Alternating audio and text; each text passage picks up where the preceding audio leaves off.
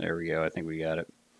All right, cool. So, like I said, welcome back, Rage Nation, to another paint party. So, we restarted the stream just because we didn't want to stream to my buddy's account, which is fine because his store.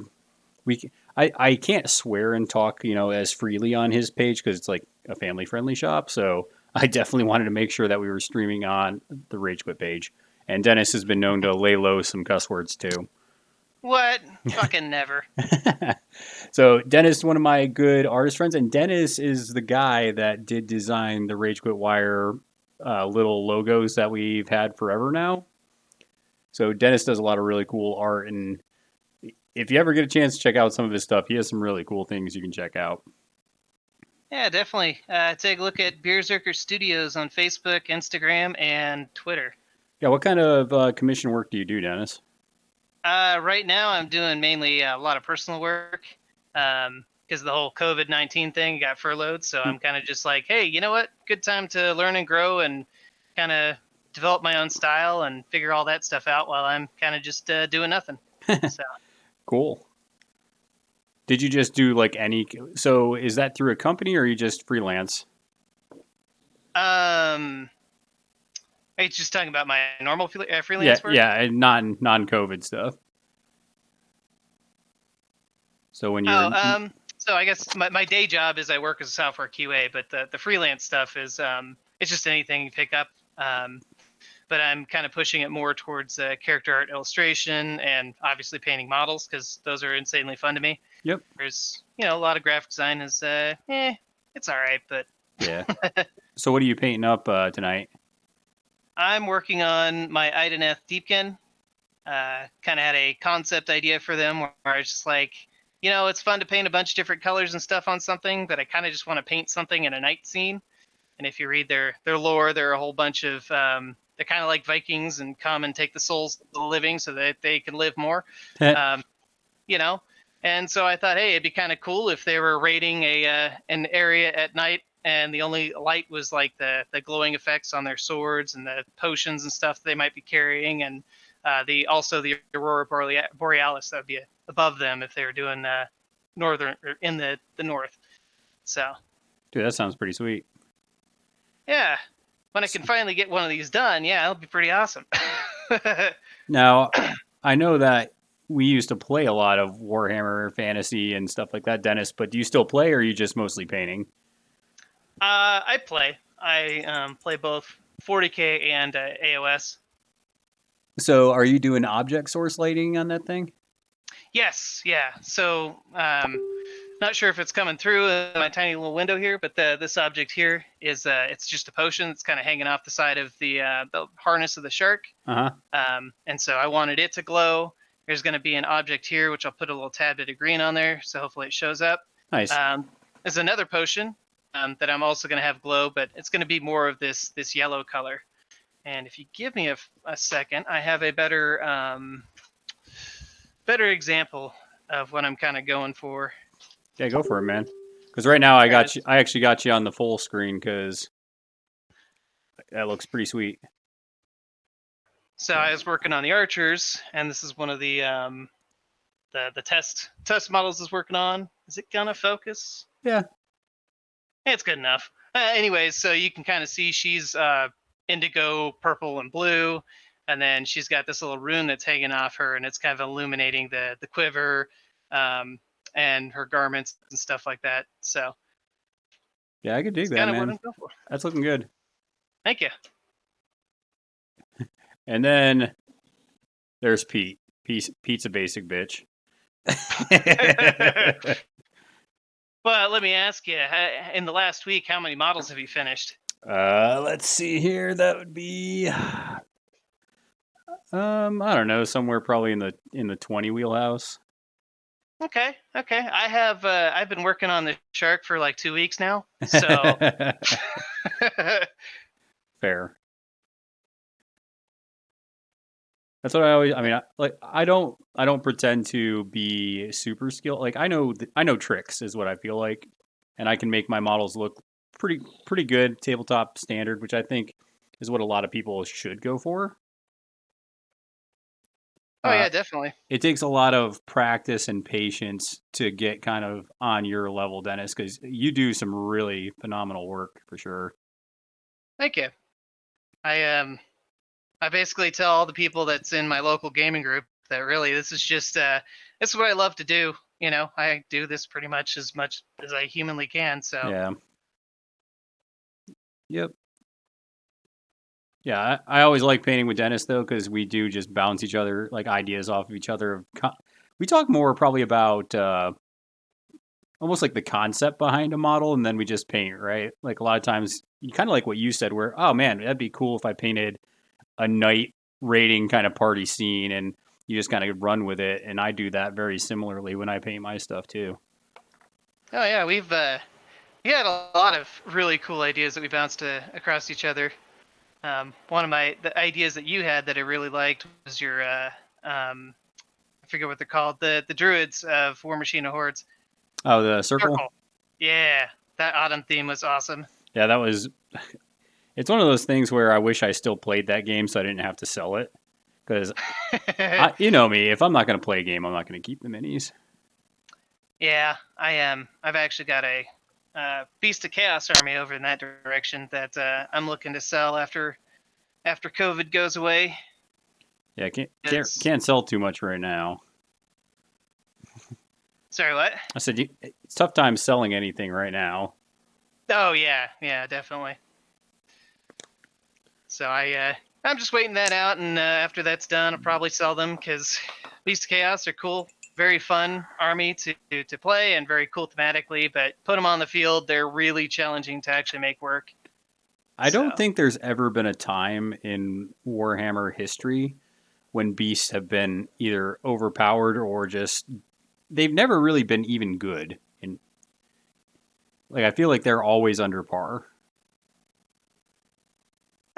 did you ever play that the End Times, or No, what did you no, kind of duck out? nope. Okay, the End Times, there was a list that one of my friends brought. He was like, "Hey, can I borrow your chaos?" I'm like, "Sure." He's like, "Do you mind if for proxy armies?" No, not at all. And so he brought this Doom Bowl, and they hadn't had their rules updated since like 2 or 3 versions before. I can't remember how long. Yeah, And I just remember this Doom Bowl had just a bunch of insane artifacts, and he slapped down Archeon off his steed in one turn. that's It's awesome. like, well, I feel bad. Like, hi guys. Archeon's really good for those that don't play Warhammer. Yeah. I mean, he's basically the chosen of the Chaos Gods in that world, right? Yeah, he's the big evil baddie. And now he's got the really awesome demon steed. I would say that's the one thing I do hate about Games Workshop is no matter how much I try to like not get back into Games Workshop, they drag me back in sometimes with some of these ridiculously cool models they make. You know? Yeah. Hence why I'm painting Ideneth Deepkin. Yeah. It's like, what do they do when they have to raid, something that is not in their water?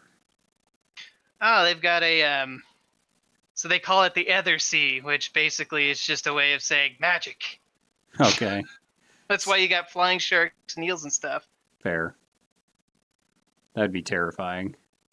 It's actually kind of cool because they actually had like this poem. I can't really remember what the poem was, but it basically describes a guy kind of talking about how he was the sole survivor of a raid, and he just talked about the what happened and how it happened. Where like 2 days before the raid, they started smelling the smell of the sea. Just on the breeze, and they weren't even close to the sea, and it kept getting stronger, and then they kept hearing the sounds of the ocean waves, and people are just like, what the hell's going on? And then you know in the middle of the night, all of a sudden all these fish elves show up and just start slaughtering people, and they leave one guy alive, that one guy, to go and mutter crazy stuff about how his whole village just got destroyed By fish, and they're by fish. nowhere near the coast. Mm-hmm. That's crazy. So It kind of I reminds me thought it a little was. bit of. I've been listening to a lot of the Malifaux kind of background. Hmm. They got some really crazy stories, but one of the ones the one you just told me reminded me of, there was so I don't know if you're familiar too much with it, Dennis, but they have factions, and one of them is called the Bayou. So they're basically gremlins. That's awesome. Yeah, and so there was an archaeologist that went and visited the Bayou, and they basically did this to, because they don't know anything about the Bayou, so they went to explore it and document it, and then they ended up not knowing what was going on, but they had this feast that they were in with the Bayou Gremlins, and they didn't know that the Bayou Gremlins poisoned their food. But the guy that was the archaeologist didn't eat the food because he wasn't feeling well, and all of a sudden he noticed like his comrades like passing out, and then these Bayou Gremlins like chopping them up and sacrificing them and stuff. And I was just like, man, this is pretty awesome.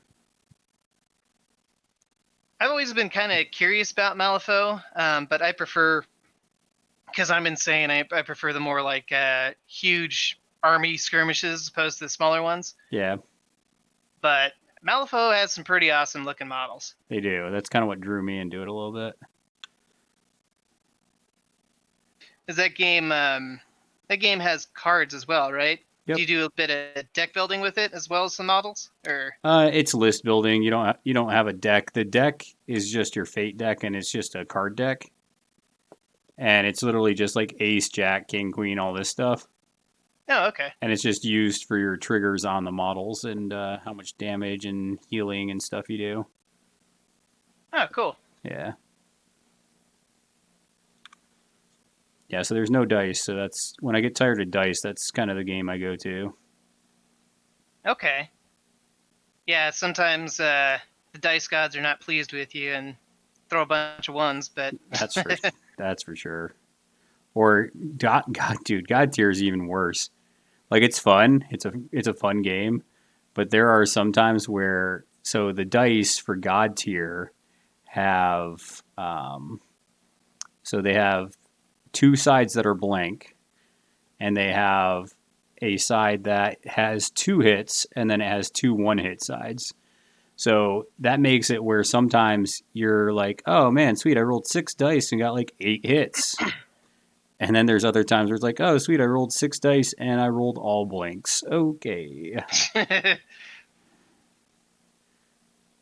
so But kind of more of like that.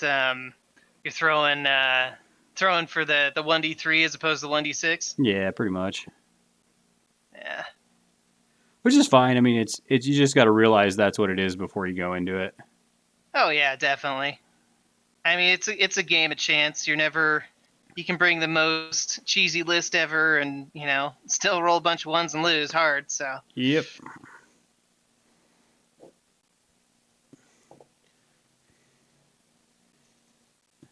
Yeah, those Deepkin models are pretty sweet. yeah, at first I wasn't really into them because they've got the whole Corinthian vibe about them, and I'm kind of like, I'm not super into the whole Corinthian style. But I don't know, reading the book and kind of reading that lore, I'm like, oh man, I gotta Yeah, get this army. And then some guy was like, hey, fire sale. I'm like, oh yeah. that's the best reason to get into an army. And so now I got a problem because, back in the day when we had played Warhammer Fantasy together, I bet you can remember how much I was into chaos. Well, Oh yeah. now I'm into elves. Just everything elves. I've You got know, everybody God. has that elf phase. Phase. It's like So, it's like going to college.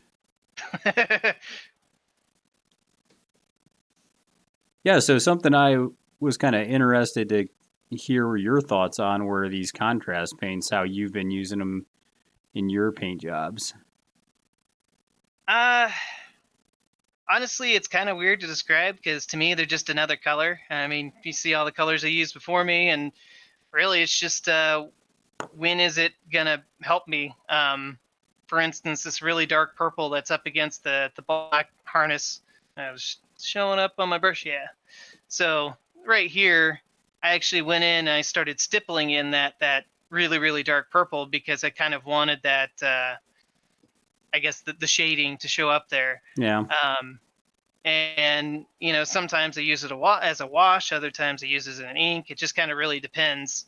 Do I need a dark purple, or do I need a dark green, or this plague bearer green is nice to help me shade this here. I use them more as glazes, I guess I should say. Oh, nice. So. Yeah, I would say I kind of do the same thing as you, where sometimes I'll do it as a wash. Most of the time, I just use it as an ink for a color, just because they just fill the gaps so well Oh yeah. that on some of my like easier models, I can just crank it through in like an hour with those contrast paints. Yeah, I definitely remember the controversy that went on about these paints, and I'm just like, yeah, please give me another tool, make Yeah, my job easier. I don't really care. yeah, that's what I was, and I almost feel like it's the hipsters that are just like they want to poo poo on it, you know? Yeah. Well, I mean, it's like, God, I remember being on one forum and some dude is just like, oh, if you use an airbrush, you're not a real artist. And I'm like, dude, you can do a lot of really cool effects with the airbrush that you can't do with the brush, right? Yeah. Like, if you don't want to use the airbrush, it's your decision. But just because you're using a tool, that Well, it's makes your job easier, doesn't make you any well, less of an and artist. it's like there's like actual artists who use airbrushes, right? It's like artists that are legitimate artists, not even painting toy models that use it for I don't know, like painting cars that Yeah. make good money using an airbrush. So yeah, I think that argument's always been stupid. It's just people want to hold themselves up to like a high tier and be like, well, if you're a real model painter, you don't need that. Yeah. Well, because I'm in the same camp as you, where I'm like, if they give me something else that helps me paint faster, I'm all about it. Oh yeah, definitely. Here, let me Like, grab. good. Oh, go for it. I was just gonna say that I used the one of the blue contrasts. I know you can't see unless you're looking at YouTube here, Dennis, because we're trying to save bandwidth for the stream. But if you check it out though, these the water sprites, whatever you want to call them, that I'm painting right now, they I put a blue contrast on them to start them off, and I just let that dry. I used it kind of as a wash, and now I'm layering up to the light blue and the white that I'm highlighting with. So it's just using the cool paints that are provided. Oh yeah. All right. Yeah, I really like that bright cerulean blue. So what shade are you using on that? The models I'm painting right now. Yeah. So that was the Talisar contrast blue, and now Yeah. and now I'm using the Temple Guard blue and the white to kind of highlight it up a little bit. Very nice. I really like that Talisar blue. Yeah, me too, man. Well, I'm almost highlighting it since these are water elementals. I'm almost highlighting their waves up like almost that Japanese kind of style. You know what I'm talking about? Mm-hmm. Just these They kind really of. extreme kind of highlights on the crashing of the waves. All right. Sorry, try not to break all these minis over here. Yeah, there's a ton of pointy bits on those water elves. Water elves. I'm actually grabbing some of the Beast of Chaos I have to kind of Nice. talk about that. The airbrushing and stuff, and the shark. I really wanted to throw in some texture, and it's not coming across on the webcam very well. But on just this Gorgon that I've got going on here, all the shading and stuff. I start off with your basic game color Vallejo paints, and then just kind of went in there and built in the shading straight with the airbrush, just blasting it in the crevices and all that fun stuff. And Yep. I couldn't create that with your standard brush, so not unless I wanted to spend like 50 years on it. Yeah, we got a No, thank guy. you. We got a guy in the chat who's we got the cosmic poet, and he said that it's called being an elitist when you're refusing to use the tools that make life easier for you. Truth. For sure. For sure.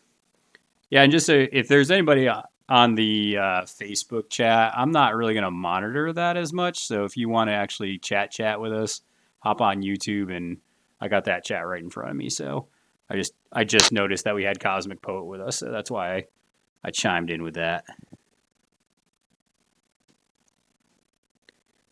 Yep. So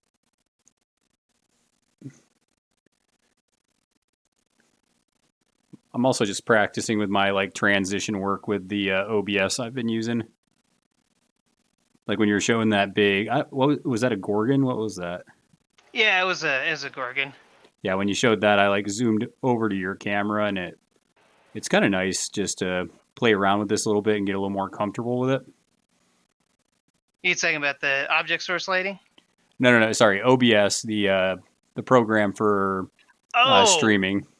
okay. Yeah. Sorry, I have used that a couple times. I know you're thinking of just painting because that's what we're doing. Yeah, I mean, when you asked me, I was like, oh man, I get to stream without having to work with all the technical difficulties. I'm all about that. All right.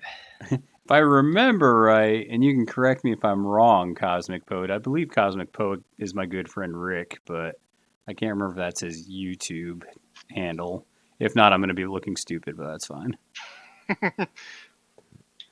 We all have so many different handles, you know what I'm saying? It's hard to keep everybody straight. Oh yeah. It's funny. We started a Discord for all the people that are here in Kansas City, and one of the moderators was just like, "Please put your real name in here. We don't know who you are." And I'm like, "No." I like to sit behind my wall of freedom and not knowing who I am. Well, I mean, when your portrait is just you, I mean, it kind of defeats the purpose. But All right, I got it right. Sweet. Rick, I miss you, buddy. You're fun to be around. He's a big 40K guy, and he's just fun to be around. I love Rick. You and Dennis nice. would get along, Rick, because I tell you what, Dennis, you probably appreciate this. Rick is like a super big 40K fluff, just kind of driven guy. He had a lot of the Horus Heresy stuff, like pre-Heresy models and stuff. So that was really cool that he showed me some of this stuff. It was pretty sweet. Right on. Kind of player that comes to the store going, I don't know if this list's gonna do very well. I'm just gonna put it on the table and see how it goes. Seemed cool. Was it that rule of cool? Yeah, the Forge world kind of I'm awesome kind of look. Oh yeah. Because I'm awesome. I was actually surprised because moving down here, I was expecting the community to be a lot more into the tournament scene, and I was like, oh man, I play Dark Eldar, and they're not bad, but they're definitely not tournament standard. So I was expecting to get pub stomped, but I was actually decently surprised. Everybody down here is pretty cool. Oh, sweet. That's always good when you get. I mean, I think the Charleston meta is kind of like that too, where we're pretty chill guys, but then you have a few who like to go to tournaments. Oh yeah. Hey, Yep. you know what? I'll play against any tournament list as long as the opponent across the table's keeping it fun. Yeah, not a jackass. Yeah. I'm gonna crush your hopes and dreams. Hey kids, you like just getting your ass kicked? Because that's about to happen. Pushes up glasses. Yeah.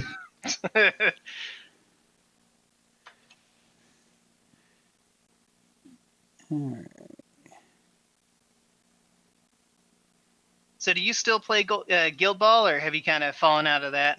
I still have my stuff. I just moved to other games while they try to figure out some of the hiccups that they have. Oh yeah. Yeah. Yeah, Rick says, fight my robots and let's make a good story. Anytime. I'll let you know next time I'm in Charleston or if you're down here. Hey, man, if you ever find yourself in the South, we got an extra bed. Right on, man. Goes for anybody that's not a douche. But Yeah, so I think this is a good point though. So Rick just said, "Yes, I still play Guild Ball." Rick, chill out. I just waiting for the hiccups to go away. They're just having some growing pain kind of problems with it, and I'm just like, there's this cool game over here while you figure that out. But Rick was saying that there's two different types of, that I think you got to have with yourself, and one is tournament mode, and the other one's just kind of casual mode.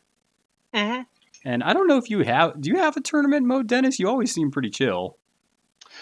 Uh, I don't know. My tournament and standard mode kind of blends together because, for instance, the Ideneth Deepkin. I don't know how familiar you are with the meta, but they're kind of like that. The black horse. People aren't expecting them, and all of a sudden they appear, and they're like, "Hey, we're here," and then you just get destroyed by a billion eels. But eels are awesome. But man, these shark models they're pretty incredible, and they don't get enough love. So I want to bring those and try to make those work. So for Yeah, me, my tournament mode is basically, yeah, I'm gonna play fluffy lists, but I'm gonna try to do my damnedest to make it, to make it good, to figure out tactics to make that work. yeah, that makes sense. Yeah, I've done that before where I try. There's a couple different modes I have. Sometimes in tournaments, I can be either like, I'm going to bring the most broken stuff so I can try to win. But then, kind of like you, there's other times where I'm like, you want to know what? Nobody's playing this. I'm going to play it because I don't know if people know how to deal with it. I'll tell you, there were a couple times that people, they'd line up their infantry in a line, like this in Age of Sigmar, and I'm playing Beast of Chaos. Beast of Chaos can't do crap in terms of just offensive. Yeah. So I would send a block of chaff on one side and another block of chaff on the other side, and kind of tie up that big badass unit. And it would be only one dude, so they could only get one dude in to kill those units. And it's just like, well, you just got outplayed in that matter. Yep. Yeah, it's always feels good when you outplay somebody and beat them, especially if you have the not popular stuff. Mm-hmm. So that's always good.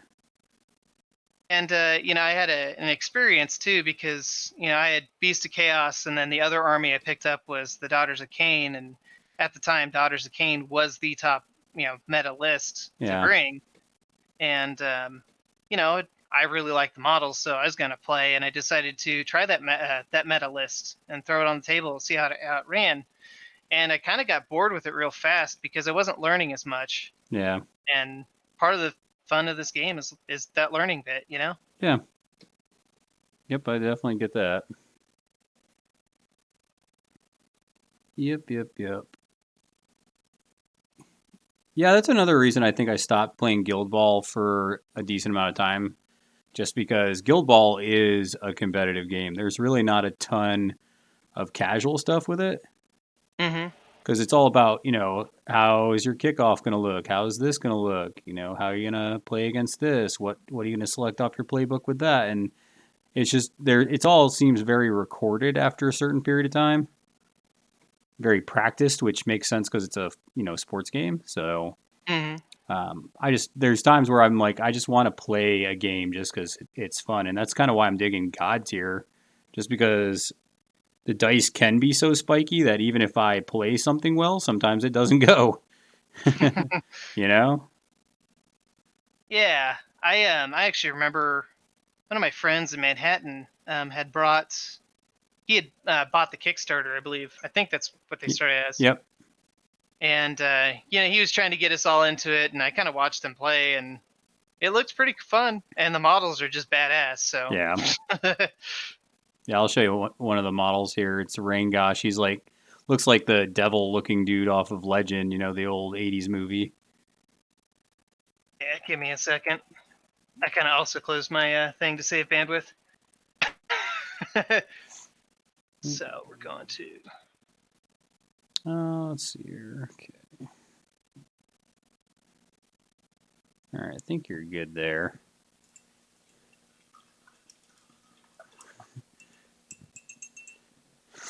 All right, I need to get a blue because I'm doing with these with this Wraith Marid kind of model here. He's got his skin is actually kind of like a bright light blue, whereas the scales are going to be like a dark blue. So that's kind of what I'm working on right now. Yeah, where's Rain Gosh? There he is.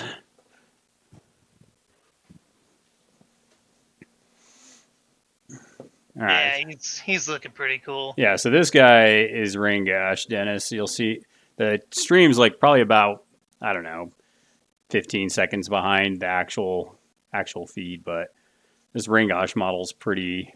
It almost looks like a corn grater demon. He's got the 2 daggers. No, that's the lizard man looking dude. The guy that I'm putting up right now that you'll see here in a minute he has kind of like this whip, and he has this brass knuckles and these huge horns. So he's a pretty cool looking model. Oh, there he is. Yep. I've actually seen that guy before. Yeah, he's cool. Yeah. He is definitely cool. Let's go with.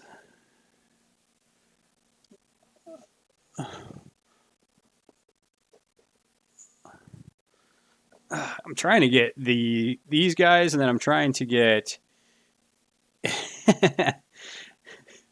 Rick said that he's a demon prince at best. Oh man, this true. I mean, technically, I don't know. He's literally about the same height as a bloodthirster, so I don't know. You know what I've been I've been painting a lot of Crisis Protocol stuff too. I don't know if you've seen those minis. I actually have not. I'll show you a couple when I get to a stopping point here with these. The quality is really good. They basically Crisis Protocol. Basically, what they did is they took superheroes and they made it into this kind of fun skirmishing game. So it's kind of cool. I like it. Is that the newer one that kind of came out and it's got the that super villain that's pretty much just a head with legs and arms? Yeah, MODOK. Yeah, okay. I've seen those models up close and they're really high quality. They are. Lots of detail. I like painting them. I don't necessarily like playing the game. I'm not a huge fan of the superhero stuff, but you know, I'll put them back on in a minute. I'll put them back on in a minute, Rick. He liked what I'm doing with those water elementals, and I'm like, oh yeah, I'll show them again here in a minute. I got to finish there. They're pretty simple too, because they're basically just water, and then they have this. I painted the mask that they have on, like kind of like a bronze mask, and then yeah, that's pretty much it. So, but sometimes the simple models are some of the cooler looking ones that you can paint. Yeah, definitely.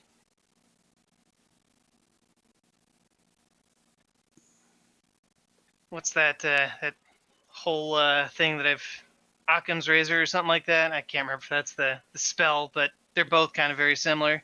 Yeah. Yeah, because I'm trying to get this mostly painted. So, because Chris and I are going to stream a game tomorrow for Godtear, and then we're going to do an episode on it. So I'm trying to get mostly done with this, and then I have Mournblade, who's kind of this undead champion. Let's see here. I need a darker blue.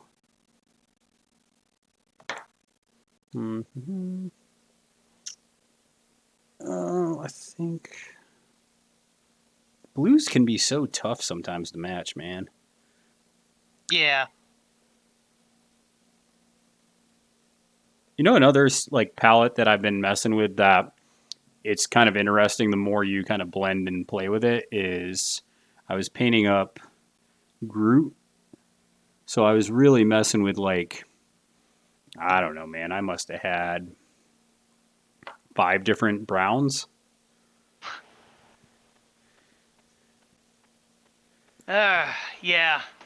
I've you ever seen the minis from Blood Rage? Yes. Yeah, I was painting up the Wolf Clan, and it's like, okay, so I've got red, and I've got brown, more brown, and then maybe a little bit of gold.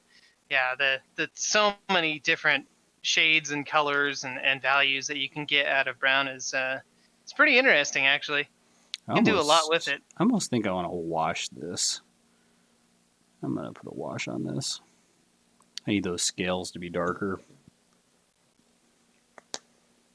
And this is kind of what I'm saying when I try to talk about this when I've been doing these painting videos. Is just sometimes you go in with a plan and you're just like, this just isn't contrasting as much as I want, and it's just like, boom, just throw a wash on it or put a darker color as your base. Just you need to do something right when you see that happening. Oh yeah. I used to talk to a friend a lot about this because he was very regimented. I do this and I do this, and I actually have a listed plan of how I'm going to get to that color. And I'm basically just like, yeah, we'll throw colors on it till it works. But in order to paint faster, and especially as I started doing commissions for people, I actually had to take that regimented approach, and I really practiced a lot on it. And what it kind of comes down to is you got to be able to kind of look at it while you're in the middle of the process and come back from it, I feel like that's something you and I used to talk about even. I think so. Because I think there was times where you would just. I don't think it was the process, because you're right. You like to kind of keep workshopping a color a lot of times, or workshopping an effect. And there's a couple times I even talked to you. I'm like, sometimes, Dennis, you just got to call it good, right? Yeah, good enough. Because I know you tend to be kind of leaning towards that perfectionist sometimes, where you're like, no, this doesn't look the way I exactly want it to, but sometimes you gotta just let it roll. I will correct you on one term sometimes. It's more like all the time. I got a problem. Yeah, Rick's like, you gotta be adaptive when you paint. And I'm like, yep, that's true. You gotta, because sometimes it just doesn't look right, and you just gotta switch your scheme a little bit. Mm-hmm.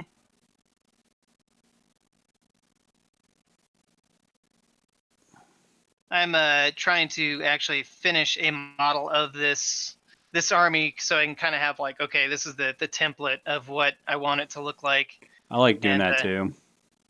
I chose one of the more difficult models to start with, just to try it out to see if that made any difference. And I kind of regret it, but hey, you know what? Live and learn, right? Yep. Yeah, you did pick, like, when I painted that up for a commission, I painted the what was it?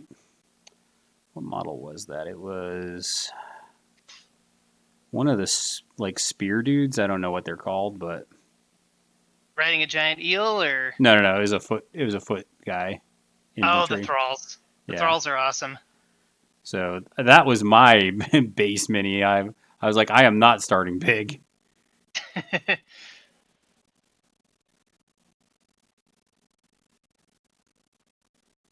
Yep.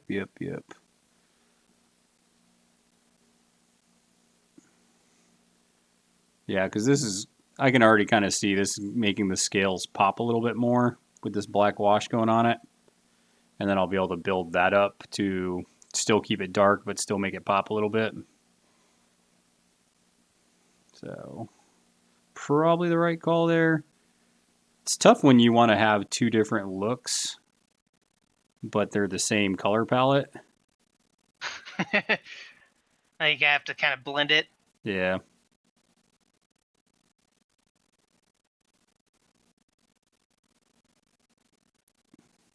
Yep. I definitely started these guys trying to be like Mr. Perfectionistic. Every model needs to look like it can win a golden demon, and then I realized, I'm not that good and I'm not that motivated, so I had to simplify it a lot. Yeah. Which is a-okay, because I just want to get models on the table at this point. Well, I think you also have to look at the game you're playing, right? You're doing Age of Sigmar. You're going to have more models, and I don't think that's a good goal to go into that game with. Now, No, it's not. if you were playing a skirmisher game like Malifaux, Godtear, whatever, then I think most definitely you could do that, because you only have maybe 8 models that you have to do that with. So I think that was a good call on your part to recognize that before you got too deep into it. All right. Yeah, and I mean, to me, I think it really just depends. Is this model going to be something I'm playing games with, or am I going to put it on a display case? And I've yet to say I want to put this in a display case other than just like, hey, I completed painting a big swath of models. So Yeah, probably should just stick to. yeah. I think also you just have to look at. Um, you have to look at what's going to be your centerpiece in those big army games. You know, the one where you're like, yeah, this is going to be the one that everybody looks at. Mm-hmm. All right. So when you did the Ideneth Deepkin, I don't know how many times I probably accidentally said Idonian. That habit of mine. But anyways, did you do the stems, or did you kind of do something creative with the base? When you say did the stems, what are you talking about specifically? Those clear. Let's see if I've got the bits. Oh, are you talking about the flying bases? Yeah, the flying bases. These things. I didn't because the guy wanted to do magnets, so he bought a kit that I use instead, Okay. and it worked out okay. Yeah, I bought some modeling paste. Oops. Let me knock everything over. Some modeling paste, and kind of just took a bunch of rocks from a flower garden and kind of mashed it all together, and then stuck 2 paper clips in it and called it good. Nice. But I'm kind of wondering how many people actually went out there and used the flying stands and actually made them work so that they don't break. I would say to me it just seems like they'd snap off quite a bit. Yeah. That actually, the guy who sold it to me, he's like, one of the reasons I want to get rid of this is because of the bases. Don't blame you. Yeah. Yep, that is understandable. Yeah, that's something you got to think about too when you buy an army is, where are you going to store it, and then how much room does it need? Is it going to be kind of clunky to play because you got all these crazy bases? Are you gonna constantly have to turn it around when it makes a charge? Oh yeah, wait till I show you this dude here in a second. It's kind of crazy. He has this sword, but it drags like right next to the base. I'm like, this is kind of bad. And then I have this other Malifaux model that I'm painting up, and he has a cloak of rats, which is pretty cool because he has a trench coat that's made out of rats. But it drags behind the base, and it's not good for gameplay. I'll show you those 2 models here in a second. Once I get this white painted, Yeah, no problem. my go-to paint white strategy. White's one of those things you got to figure out some tricks for so it looks good. I try to stay away from white as much as possible. Of Is course, that just because it's kind of a pain for you, or you just don't like the look of it?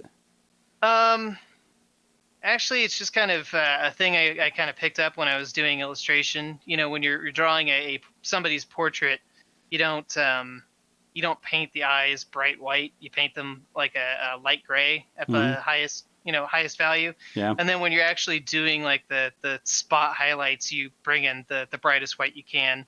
Otherwise, it just becomes overpowering. And so it kind of just translated over to mini painting as well. That's kind of cool, though. Yeah. I like leaving. Well, see, and I don't do it quite like that. What I end up doing most time when I paint white is I have a real kind of brown tan base to it.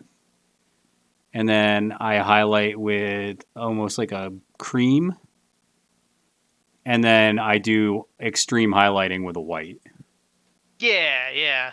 So kind of like putting little dots and stuff all over it, or Yeah, kind of like just like maybe a half line here, or maybe just a spot there.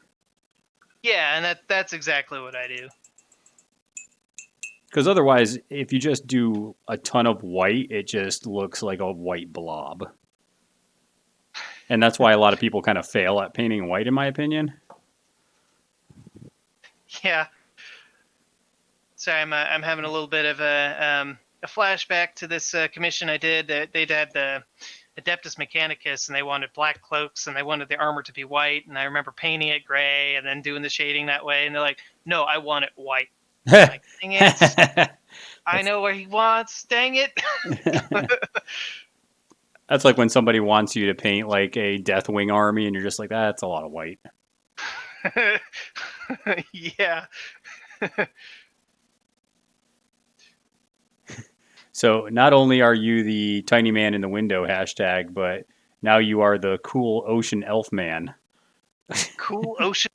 I could deal with that. Nice.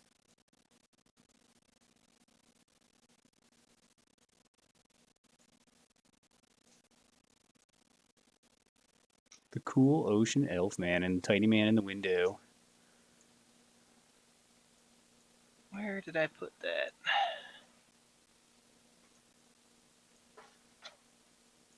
There it is. That's a cool model. I do like how you're doing like this night theme kind of raiding party. I didn't know they had almost like a Viking raiding mentality. Me neither. I just thought they were a bunch of crazy elves that hated humans. Yeah, that's what I would have thought. But no, they come and steal souls. They got the whole the anglerfish kind of deal going on, which is kind of a lot of what I'm being inspired by. Cool. Here, while you're waiting on that, well, while I'm waiting on the wash, I should say, I'm going to show on the YouTube channel this Rocket, Groot, and Star Lord that I kind of painted up, which are pretty cool models. I enjoyed painting them. Gonna be probably about a minute or two behind on the stream, but it doesn't take too long. It's just I like looking at the Groot because like I said, I probably put about 5 different browns into them. okay, you're right. It's not 2 minutes. Nice. Yeah, and the rocket turned out pretty decent too. I actually really like that rocket. Yeah, but like I said, these models are just cool. Yeah, they are. And since they're kind of comic book as well, they really kind of lend themselves to brighter colors and just kind of extremes. So Yeah, like you can you don't hit have it with like a bright orange and then do a wash over it. yeah, you don't have to like blend it so much because it's okay if it's just kind of bright and in your face. All right, I don't need that. What else do I need? I need a dark blue. Oh, let's see here. There we go. That's probably the blue I want. I just need it to be darker but not patchy.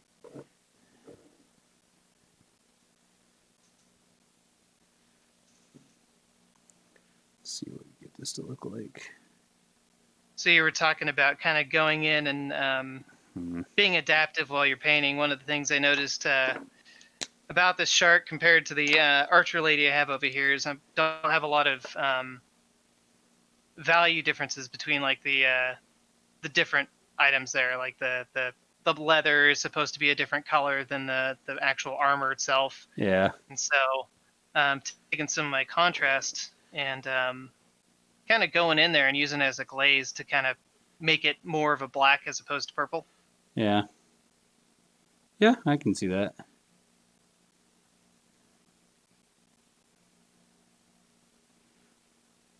Well, and I'm part of this champion. It's kind of tough, but I'm almost just, I don't know, man. I'm just almost building up to a darkness and then kind of bringing it back down. It's kind of weird. Just try and get this color difference on here. Are you using just a standard wash on them, or are you using a... I used a black wash on that to tone it down a bit, and now I'm trying to kind of see if I like it, or if I might just switch colors mid model. Because I'm kind of like, maybe I should just make these top scales green and make my life easier. So That's one way you could do it. You could do green top scales, and I can keep this light blue effect. Because this dark blue on blue is not panning out. So I'm going to do this I'm going to do this change just because. Plus, there's a lot of blue on the base, so I don't think that's necessarily a bad thing. Yeah, it could help kind of lift that model off the base and not have it blend in so much. Yeah. Let's do. Which is one of the things that's worrying about this guy. I'm gonna do his head and kind of see what this looks like.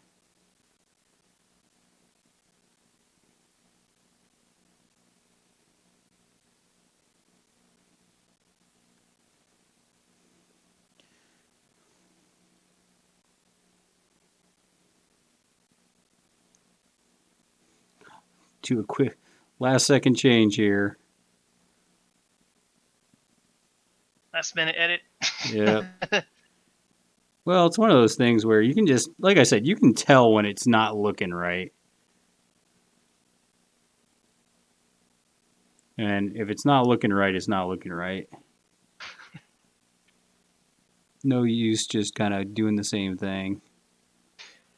Yep.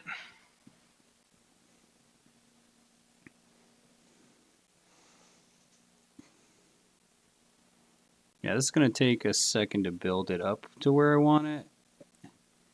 But I think this is the better direction because I'll build it. Right now it's kind of a dark kind of khaki green, but I'm going to build it up to this brighter green.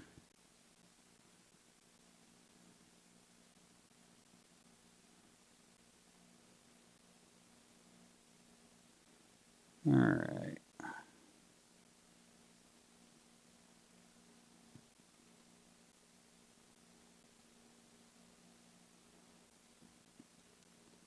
Man, I can't remember last time I painted scales. Probably those Deepkin models. Yeah, I'm trying to think. Yeah, the kings and stuff. Their weird mounts have it. Yeah.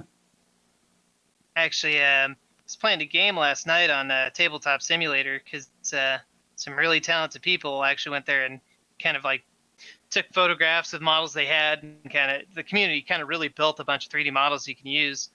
So playing a lot of games on that. That's cool. I was playing against the faction OBR. Have you heard anything about the Ossiarchs? No. Well, you're looking for Brick Shithouse Army. That's the one to go to. Oh, yeah? Hard to kill, and when they do die, they come back. Oh, that sounds fair and balanced. Oh, it's all right. I mean, my army kind of slaps hard, but the guy I was playing against, I roll in there with a bunch of these sharks, and they got a lot of ways to get through the armor and stuff. And I'm like, yeah, so you got to make six ups, and otherwise you're dead. And yeah, I guess what the guy did. You rolled it. Rolled it. You rolled it. It was So- an insanely fun game, though. And then you just look at him and you're like, all right, well, moving on. Yeah, if you could stop that, sir. I would like to kill your things, please. Yeah, this green's the right call. It's just adding more work to me, though. Always a bummer, bittersweet, right? Well, I'm usually pretty good at knowing, because I've painted a lot of stuff, so I kind of know in my head how things should look. But like I said, once I put this wash on, because I knew I needed that, and if that didn't work, then I was just going to have to go to a plan B, and this is kind of plan B. Well, this is actually probably plan D, but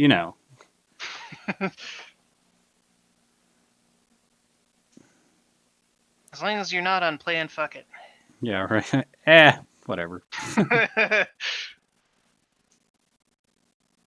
Yeah, I got to elevate my camera kind of like yours is. I'm actually ordering a boon that I can kind of use my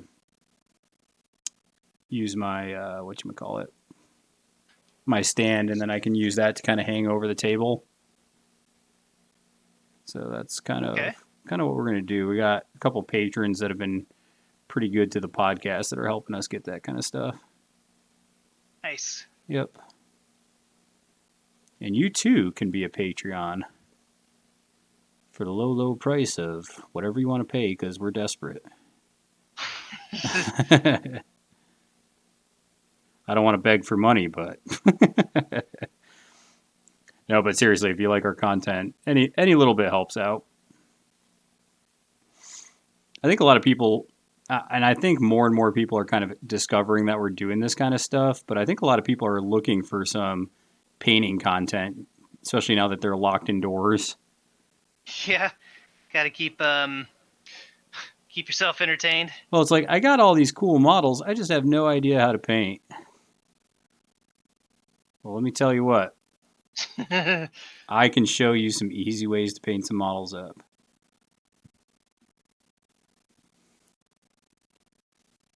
Because really, I mean, especially with the tools that are available, Dennis, I mean, you can probably agree that with some just simple things you can learn and some decent paints, you can make your models look really good on the table.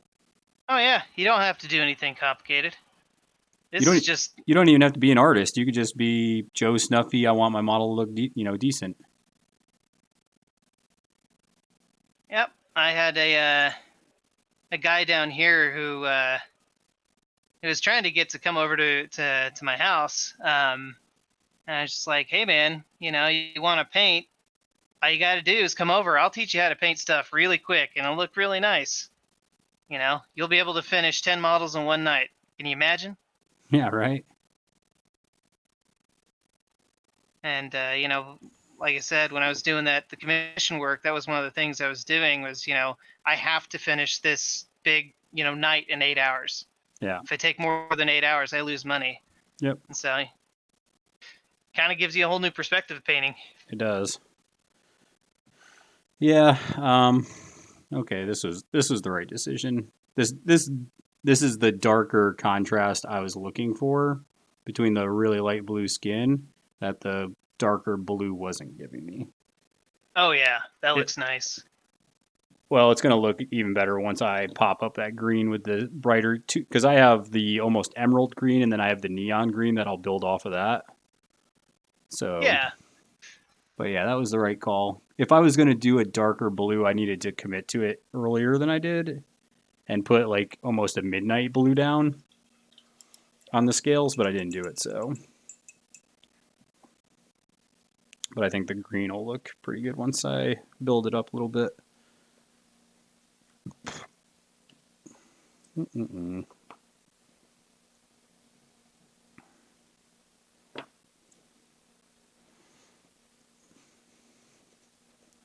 I think I told you about this a little bit, Dennis. I had somebody that I was laughing because I painted a model up and they're like, oh, look, it's Christmas. Because it was like a lot of red and blue or a lot of red and green. And I was like, yeah, red and green are complementary colors. They're on opposite sides of the color wheel. And that's why it attracts your eye so much during Christmas. Oh, God, I'm trying to remember. I had the same problem. I wouldn't say problem, but I was thinking about that for something else. Oh, I got some chaos spawn over there that their bodies are green and their little like tentacles and claws and stuff are red. And it was like, well, I made a bunch of Christmas stuff, but oh well. they're Christmas critters. Christmas critters.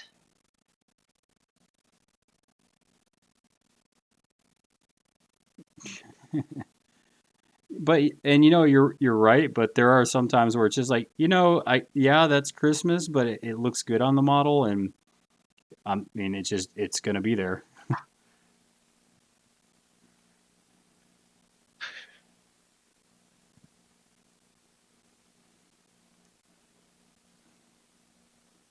I'm kind of doing a weird mix of highlighting with this green now and dry brushing because they're scales. Hey, dry brushing is still a technique I use, even though I'm into the blending and stuff. Well, and it's some textures it just works better on. Oh yeah. Especially like you have a fur texture. Bring out that old brush, Old Faithful. That's why fur is one of my favorite textures to paint because it's just like base color, dry brush, good.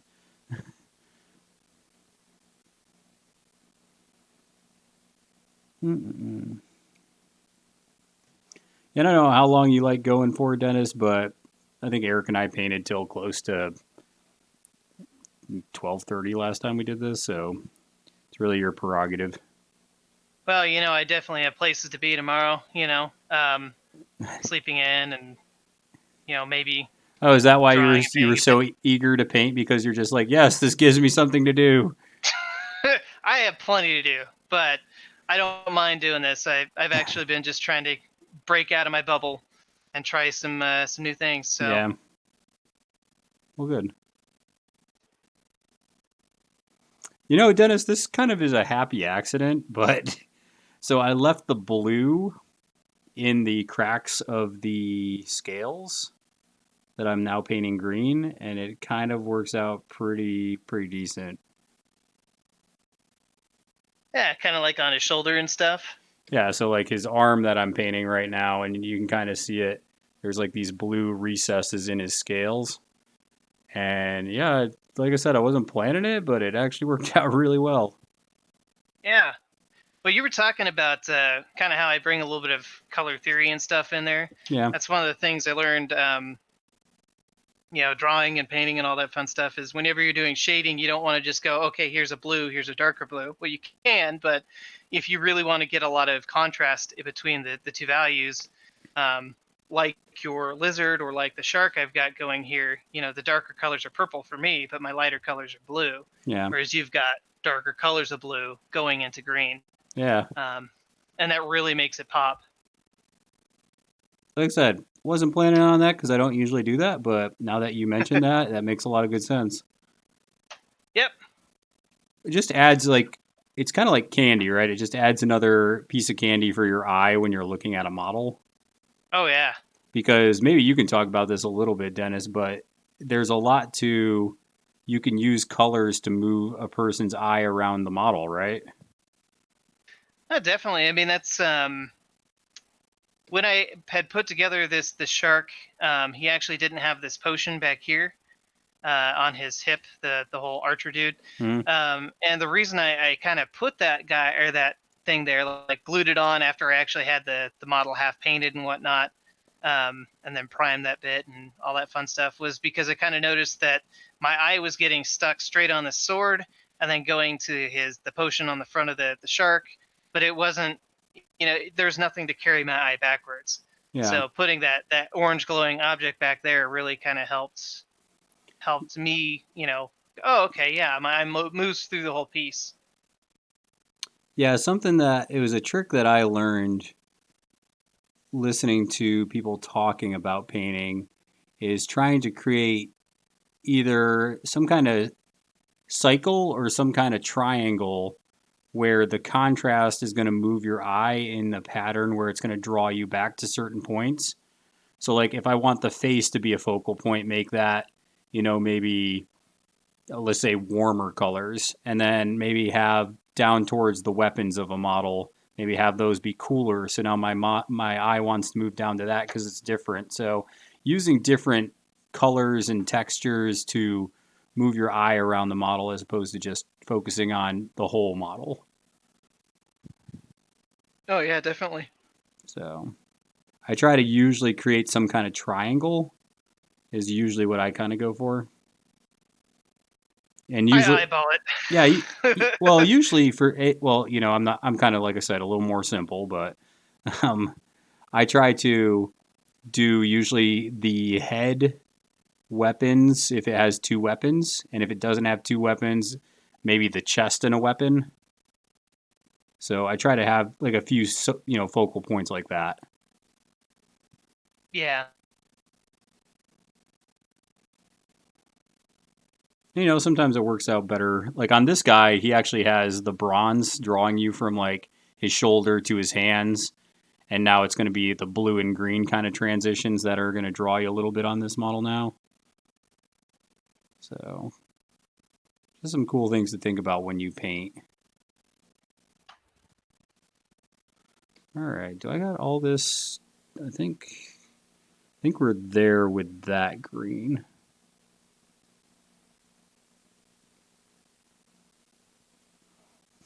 We're getting a little more detailed than we did on me and Eric. What did me and Eric talk about? We did a lot of. I think we were talking more about like games and mechanics and stuff, and talking about some basing things because I think I was basing something while we were painting, and It's kind of interesting where the conversation during a night can go. How the hell did we start talking about Ronald Reagan? Jeez. I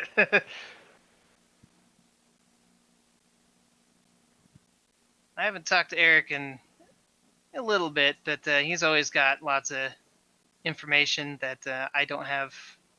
Not that I don't have access for, but just there's no space in my head for it. Well, there's been a couple times where we'll be hanging out and something will pop up on the TV and he'll spit some random nonsensical fact out. And I'm like, how do you know that? And I'm a teacher, right? So I know a lot of useless garbage. But I just look at him like, how do you know that? He's like I did a lot of reading when I was a kid. I was like, okay, I mean, sure. Yeah. I dumped that all when I was like, yeah, let's study colors and figure out how they all work. Yeah.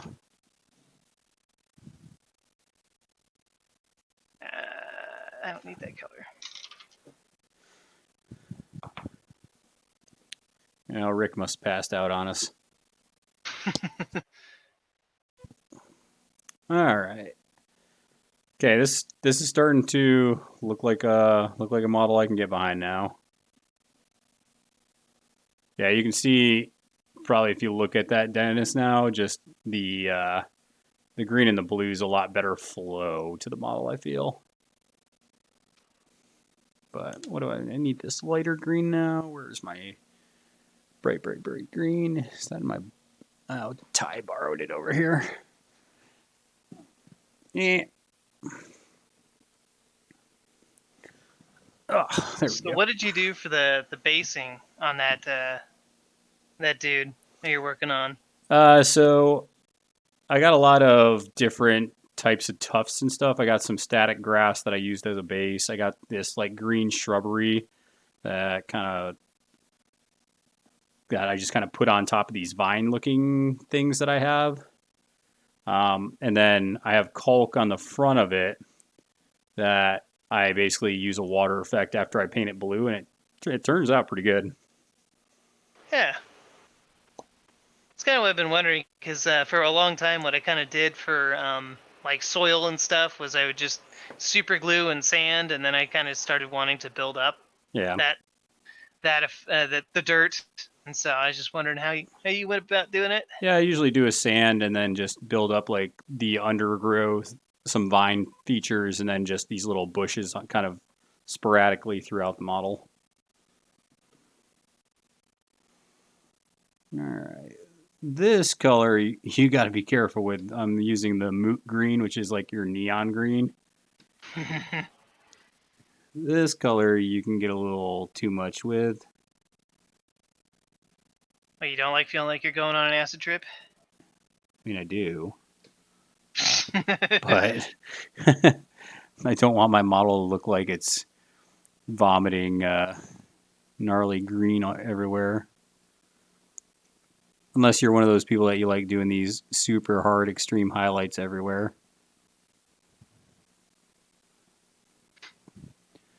Which I don't. Did you notice that was kind of a theme there for a while, Dennis? That you go to all these tournaments and you'd see all these like really hard highlights on a bunch of models. Highlights and like they would use thick washes and stuff, so like everything was just super hard edged.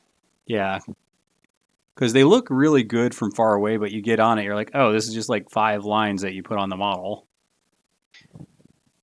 Yeah, and I mean, it kind of just comes down to like, as long as you, the painter, really like that style, go for it. Yeah, right. Because I've seen some people. I think it's the Tokyo game with like King Kong and Godzilla or whatnot. They painted those models up.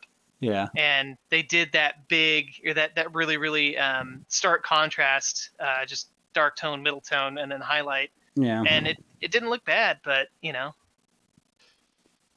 Yeah, it's just I found that it had to have been like, I don't know how many years ago that must have been now, but it was probably close to like 10 years ago. I would go to a tournament and I would see that everywhere, and I'm just like, why is everybody doing like, it's not bad looking, it actually looks pretty impressive till you get up on it.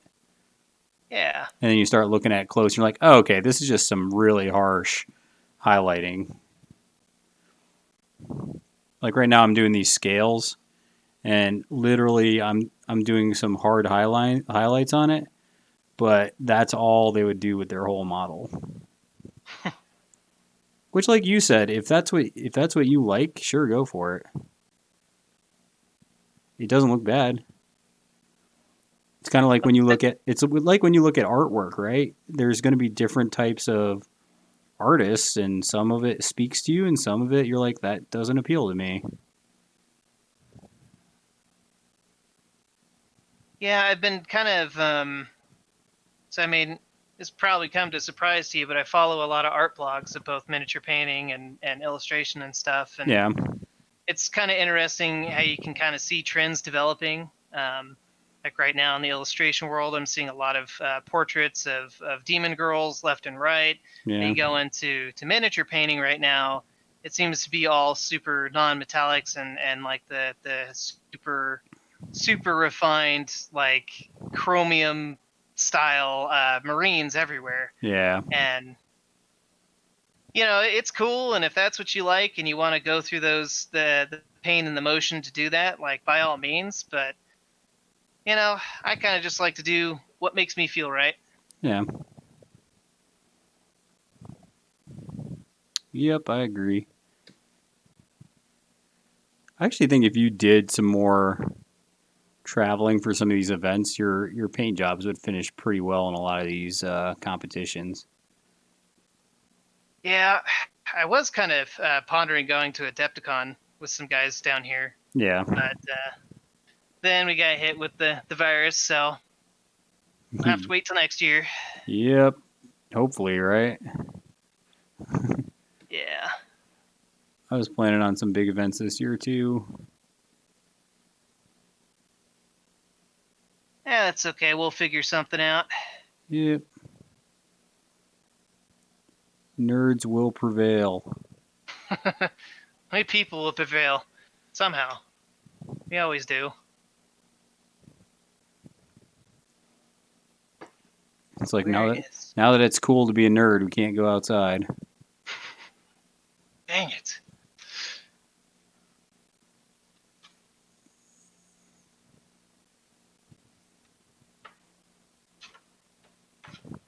Actually, you're talking about me going to winning paint competitions and stuff.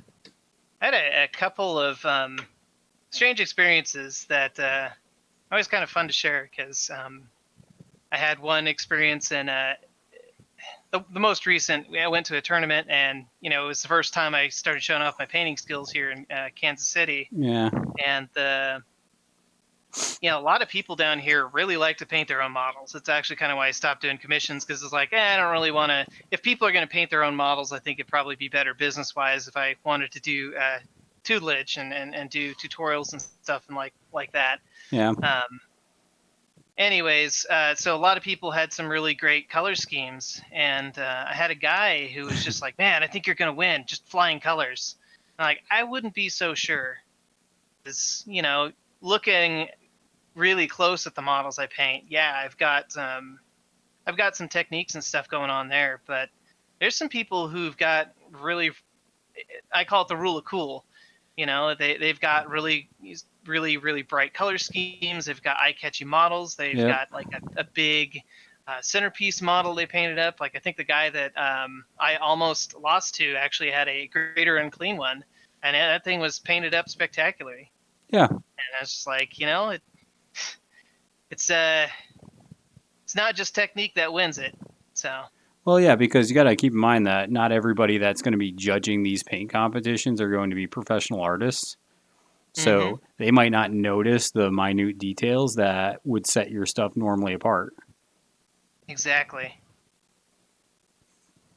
And hell, the golden demon, even if you're looking at stuff like that, like yeah, they technically they're really good, but a lot of times you're looking at artists who are coming up with new ideas and coming up with narrative stories that they're Hey, telling with Rick's the alive. Cool. artwork they're making.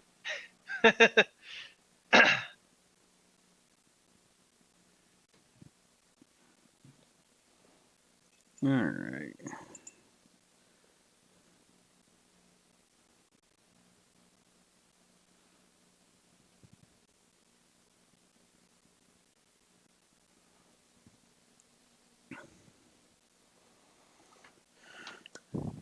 moving along.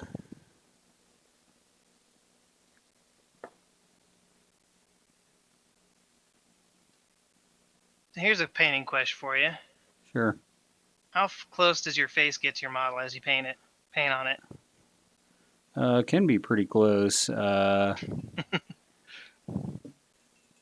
With the camera, I got to keep it a little further away. And so, but usually I can get it, I don't know, within 5-6 inches, depending on the model. Oh, yeah.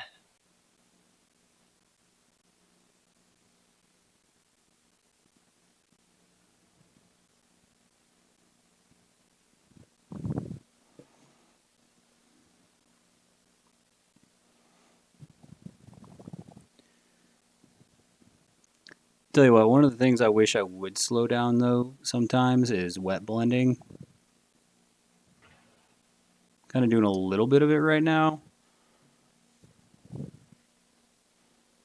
Oh, yeah? What do you feel goes wrong with your wet blending? I don't think I it, should say I don't I don't think wrong. I don't think it goes wrong. I just think that sometimes it takes a little more time and effort to do. And I just kind of like, I just want to move on. But it looks good when I do it. So I just kind of did it with this green emerald kind of set in the armor where I just kind of used the darker green. And then while it was still wet, I added the brighter green in and I left a little bit of kind of transition into the darker green. So stuff that I like doing, it just, like I said, it just kind of takes more time. That needs to be cleaned up. I don't really wet blend very often. Yeah. Like, the best you'll get from me is probably a lot of glazing. Yeah. All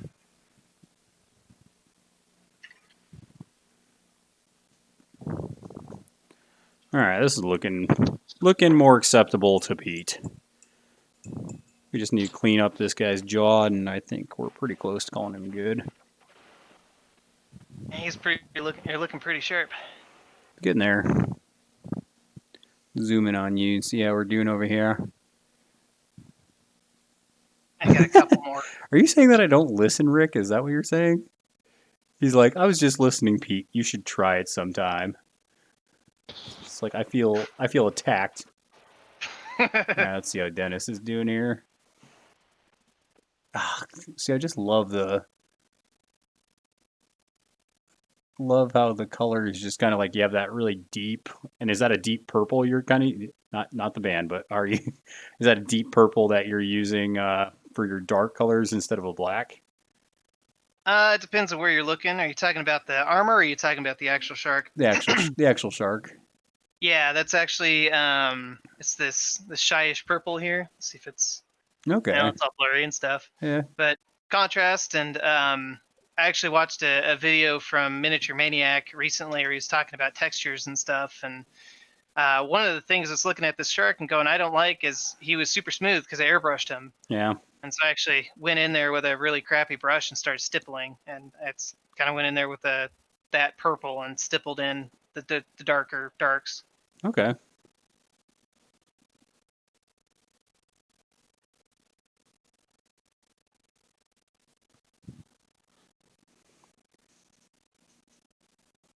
Yeah, that's why I love painting with different people just to kind of see that kind of stuff.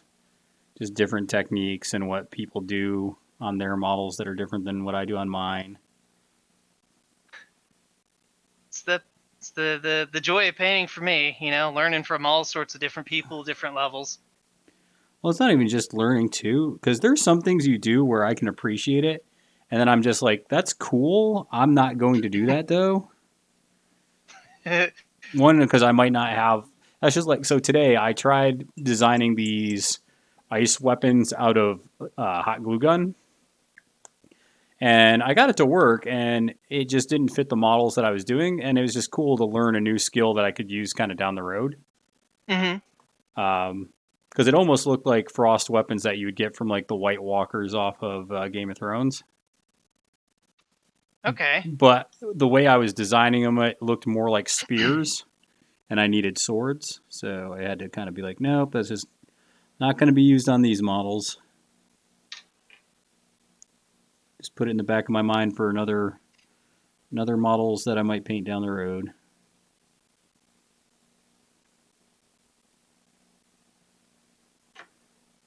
I was gonna say, I think it's one of my favorite things when when I do meet somebody who actually goes through the effort of painting their models is no matter what they're doing, there's always something I can pick up and go, ooh, that was cool. How'd you do that? Yeah, right. And it just kind of builds your skill for the next project or whatever. Yep. I need a purple for this dinosaur's mouth.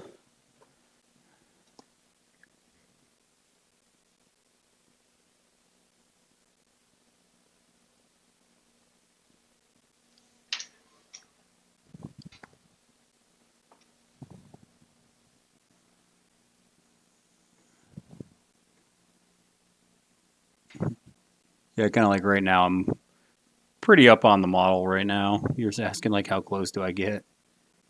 I think I'm maybe like 4 inches away.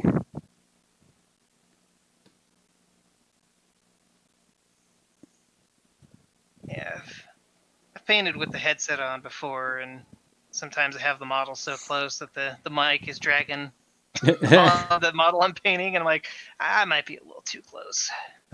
Back off the mic.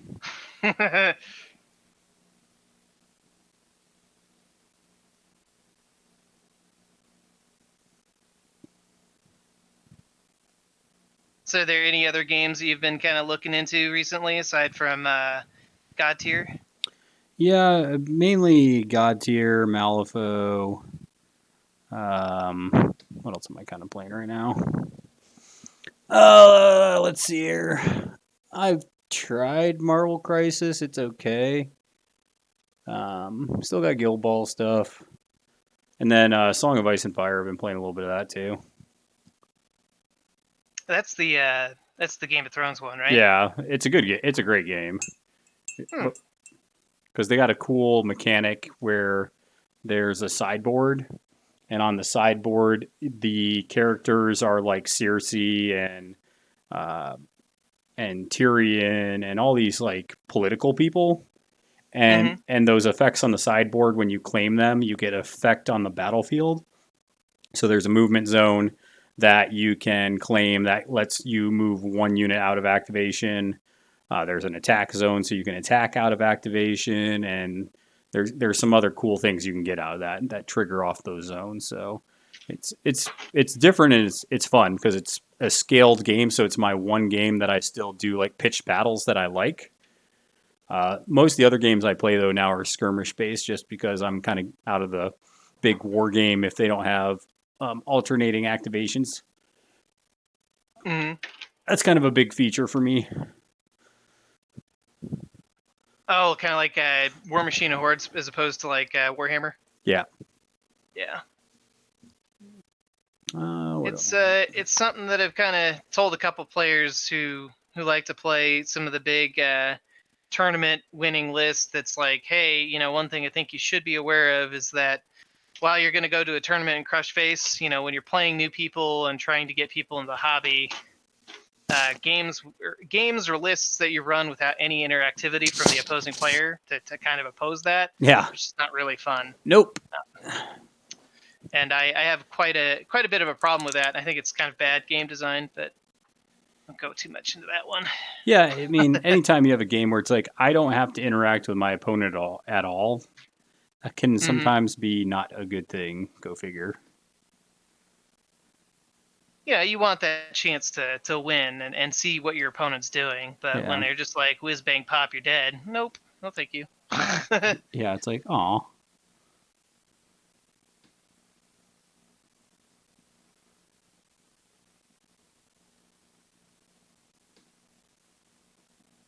But I also think that kind of comes down to when you're setting up a game with somebody at a store, just kind of letting them know, hey man, I'm practicing for a tournament. I've got a tournament, a list I think is gonna take the tournament by storm. Are you okay with playing it? Kind of deal. Yeah, and I think that's the one I've been playing also a lot of Magic. Mm-hmm. And I think that's one thing that I've definitely taken away from Magic that's a positive is when you sit down for I play a lot of Commander, which is a one singleton format. Means Hmm. means you only get one copy of each card, but I don't know how much Magic you play, but Oh, I'm very familiar with Magic. okay, so you're all about it then.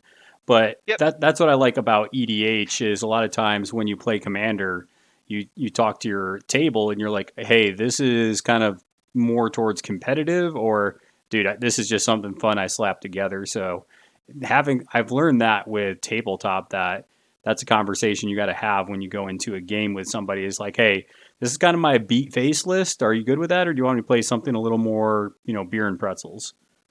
Yeah, I think that's definitely an important conversation that tabletop players need to have more often. I agree. And I'll be honest, the community down here has actually been really good about that. Um, back to last game's like, are you okay facing the gosh? I'm like, bring it. Do it, pussy. He definitely spelled me to death though, so I All was not prepared. right. Well, this guy is mostly done. Sweet. Well, what do you see? Why do you say mostly? What else are you gonna do with him? I gotta wait for this wash to dry, and then I'm gonna highlight his teeth a little bit and his tongue, and then I'm calling him pretty good. Okay, nice. Yeah, he's got a kind of cool look to him. I'm definitely a lot. I'm definitely happier with this than what it was coming out to be. I do got to paint. Actually, now that I think about it, I got to paint. This is what I always do. I say I'm almost done, and then I'm like, oh wait, I gotta do this. I gotta highlight Oh, the. but wait, I gotta highlight got the his eyes. eyes. Gotta highlight his eyes. They're so damning. Oh,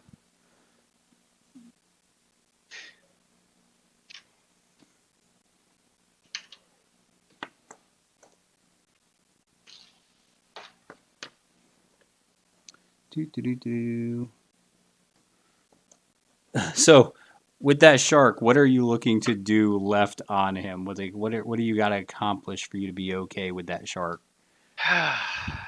Because so once again, if it's Pete painting right now, looking at that shark, I'm pretty okay with it. So what do you need to do to be okay with it?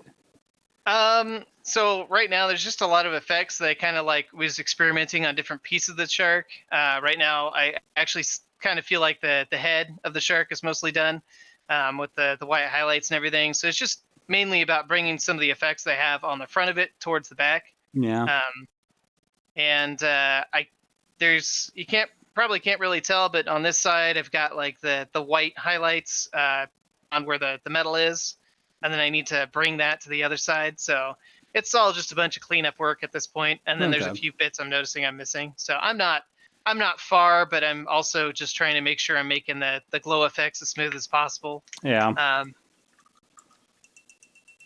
because they're kind of the thing that everybody's going to be staring at, so I kind of want them to be pretty decent.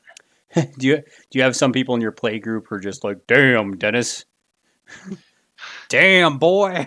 Yeah, yeah. I think the when I kind of previewed to them the what I was thinking for the design, one of the guys was just like, "I'll die to that." Nice. Yeah, it's good. I'm glad you found a good because we had a pretty good play group in Manhattan, so that's good. You found a good group of people in Kansas City. Oh yeah, All right, but they definitely kind of believe in the group shaming kind of deal. So it's nice. yeah, so this next champion is the one that I was telling you with his sword kind of dragging in the ground behind him here or by him. So he's got this sword that they got these flames coming off their heads and stuff, and he kind of just has this flaming sword dragging behind him like he's about to unleash it on somebody. So he's a pretty cool champion. I like what he does in game. Ooh, that is a really cool model. Yeah, And that's Malifaux, or is that God tier? this is God tier. Okay. So you'll see like the big model on the 50 mil base, and then the smaller ones around it, and they have banners. That's what kind of makes it a god tier model. And you play when you play a game, you play any three champions you want to play, Okay. and you get all their followers. So any range of champions, you can pick any three to work together, and you go against any three that your opponent works together with. That's pretty cool. How do the game mechanics blend? Is there like certain combinations of heroes or stuff, or do they just all kind of like, hey, this hero does this with his followers? So they actually have four classes. And the way that the classes work is this guy is a guardian, so guardians get extra. You're fighting for points for the entire turn. So meaning like there's only in turn one you only get 1 point. In turn two you get two. Turn three, three. Four you get two, and then five you can get 1 point. Only one person can get those points. So the whole time you're fighting on this board, and when you do something, it steps on your side of the. It's kind of like a tug of war. And then if they do something, they get maybe 2 or 3 steps on their side of the board. So whoever has the most and wherever the points land, whether it's on my side or your side, depending on how many points each of us got that turn, that's who wins the points for that round. So, and then you go on to the next round and only one person wins those points. But so Guardians get extra points for the round. They're called steps. Mm-hmm. So if their banners are still on the board at the end of the turn, you get 4 points or 4 steps. Okay. Okay. And then the lizard guy I was painting, he's a shaper. Shapers get an extra point for putting their banner down. So, sorry, this guy actually, Guardians get 5 points for keeping their banners on the table. Normal people get 4. Shapers, they get 2 points instead of the normal one when they put their banners down. They have Slayers that get extra points for killing other champions. So instead of getting 4 points for killing a champion, you get 5. And then they have Maelstrom, which Maelstrom are heroes that get an extra point for killing followers. So normally you only get a point for killing a follower, but with Maelstroms you get 2 points. Hmm. So it's really interesting because there's different ways to score each turn, and there's ways to stop your opponent from scoring because you can actually like stomp on their banners so they don't get those points. That's kind of cool. Yeah, it's really interesting, and it's a hex system. And the objectives where you got to put your banners down are usually towards the center of the battle. So it forces engagement, so you can't do that, oh, I'm just not going to engage with you thing. Yeah. So I thought it was going to be basic and I wouldn't like it, but it's actually been really entertaining and I've really enjoyed it. I'll definitely have to take a look. It's actually Yeah. got a free mod online on Tabletopia right now, so that's if you hit me up, I could easily play a game with you sometime. It's Oh. quick and easy to play too. Oh, you're talking about kind of like It's like tabletop yeah, simulator. it's like TTS except for it's just in your browser, Okay. so you don't even have to download anything. Yeah, I'll have to hit you up for that sometime. Yeah, it's a I mean, fun game. I enjoyed it. models are pretty awesome, and I definitely want to paint one. That's part of my problem. Like, ooh, I want to paint that. Ooh, I want to paint that. Ooh, I want to paint that. Yeah, there's have you heard of the there's two companies actually right now that have taken a lot of my money. Have you heard of Black Sun Minis or Creature Caster? I have not. They Black Sun Minis is kind of more of like your display kind of model or display models, and then Creature Caster does alternate models of GW stuff. Okay.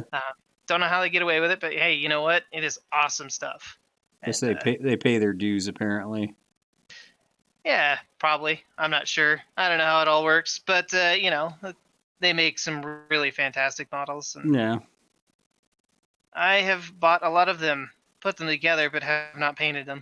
You know another company you would probably like is have you heard of Broken Toad Gaming? No, I actually haven't. So if you look up Broken Toad, they do a lot of busts.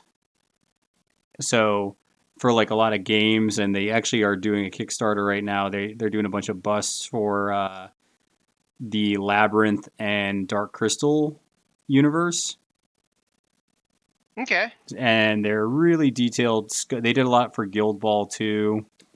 They just do a lot of really cool busts that look pretty amazing when they're all painted up.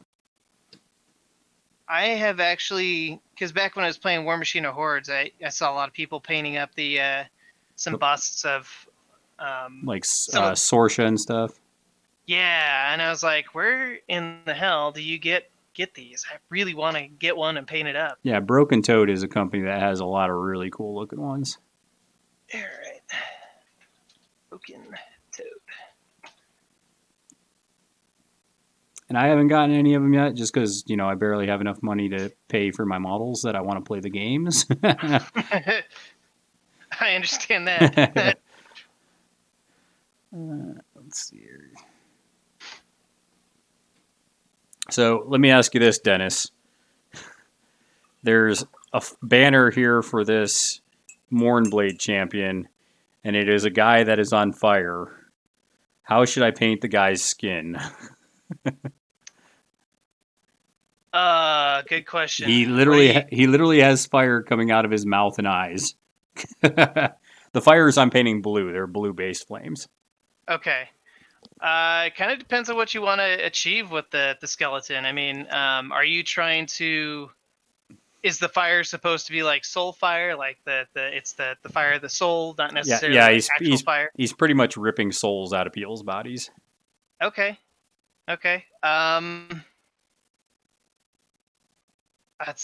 It's difficult because I know my answer you probably won't like, but I'd probably do kind of something similar to what I'm doing here, where the fire is coming out of his body, I'd put that the lighting there.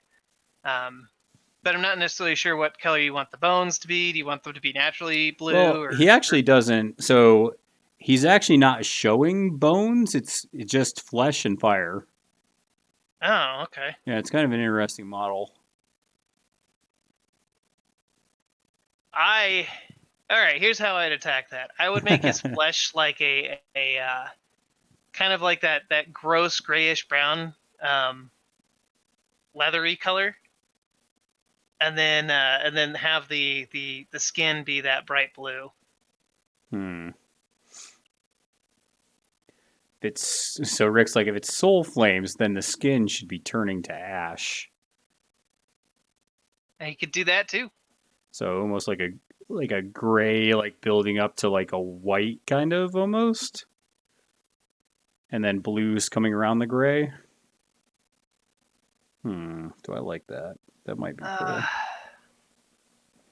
See, when you said that, I was thinking paint it black. I could paint it black. I could even use the black contrast, and then highlight gray. Yeah. And then the blues, I could even do that where the blues kind of are even reflecting off that black skin a little bit.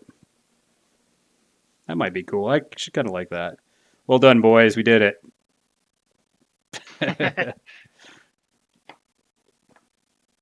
Dude, this Black Templar contrast is one of my favorite contrast paints. I actually don't. I'm iffy on it. I still haven't figured out how I like to use it very much. Because the coverage, whenever I've used it, the coverage just hasn't been even enough. If that makes sense, I kind of resort to my Null Oil. You do have to be careful with that because then it looks patchy in some spots. Mm-hmm. And the contrast, you really can't go back over. I actually figured out a technique. Oh, did you? You ready for it? This is Dennis's technique for whenever he goes too deep into the paint. Okay. Puns. It's called isopropyl alcohol. Okay. Just dunk it in there. That's funny.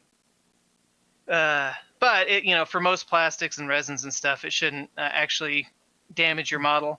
Although I have had it damage Forge World resin, but it's the only resin that it did that to. Okay. Hopefully it wasn't something too expensive. No, and it actually didn't ruin the mold. It just made the piece really bendy. It's weird. Fair. Oh yeah, this guy looks like his soul's being ripped from his body.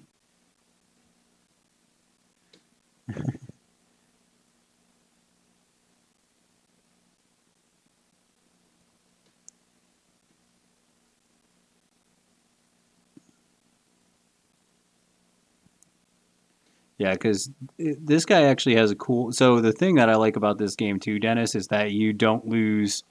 You can lose actions in the game, but you never lose activations. So like even if you kill my, you don't even kill me. If you knock out my champion, then I can spend when my champion activates. I can rally, which means I come back on the table. I just have one less. Well, you don't even leave the table, but you basically get back up from being knocked on your butt, and you just have one less action. You get 2 actions a turn. You just get that one less action that turn, or is it for the Yeah, rest of the game? that turn. Oh, nice. Yeah, it's I will say sometimes you get that really bad feeling when you hop into a game and somebody's like, I brought a shooty list. I'm like, ah, crap. Here goes half my army. Hey, I got all this Empire shit, and I'm gonna shoot this cannon and kill your 500-point character. That was always so. I don't know if you remember playing against Alex a lot in the Manhattan group. I never actually played against Alex. I met him. Pretty cool guy. He's what you would classify as a power gamer. And that's why I don't feel bad when I played against him and I shot his like 900-point Dragon Lord off a zombie dragon and killed it with a cannonball on like turn 1 or 2. Man. I was like, I don't even feel bad. I do kind of miss Warhammer Fantasy. I'm kind of glad that they're they're bringing it back, right? Are they? Yep. Well, might have buried that hatchet. Never. But I mean, they're even going as far as to bring back some of the add new models, I should say, for God, who are the polar bear guys? Oh, Kislev? Kislev, yes. Oh man, that'd be sweet. See, that's why I hate That's why I hate GW. They think they can butter me up with all these cool minis and stories. I mean, man, they realize they did you wrong. They may have given you the wrong drug deal there, but they've got some new drugs for you to try. Yeah, right. Have you seen that new Gazgul model? Yes. Oh my god! Did you buy that new model? No. Are you going to buy that new model? Probably not, because I have a billion other models I need to paint, and that's the only reason I haven't bought much since. That's fair. It's kind of my 2020 goal is to at least paint the 2 elf armies I have. Okay, actually technically 3, because Dark Eldar are elves too. Elf life matters.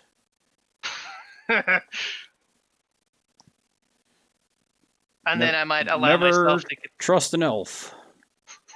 I thought you were more the human barbarian type, Dennis. I was, but they started going further and further away from that aesthetic. Ah. Have you seen this? Are you talking about Chaos? Yeah. What are they kind of going towards then? They still got the barbarian tribe stuff, but it's more... It's tribal, and it kind of depends on which tribe you choose. I mean, one's kind of looking Aztec-y and very Zinchi at the same time. There's another one. Isn't that just Lizardmen? Yeah, but imagine on human bodies and chaosified.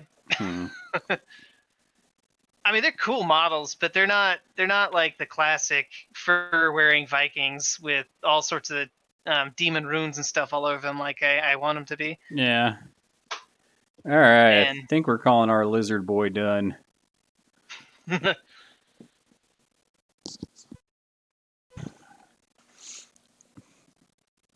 Good enough for government work and Pete standard. Hey, good enough is good enough. Yep.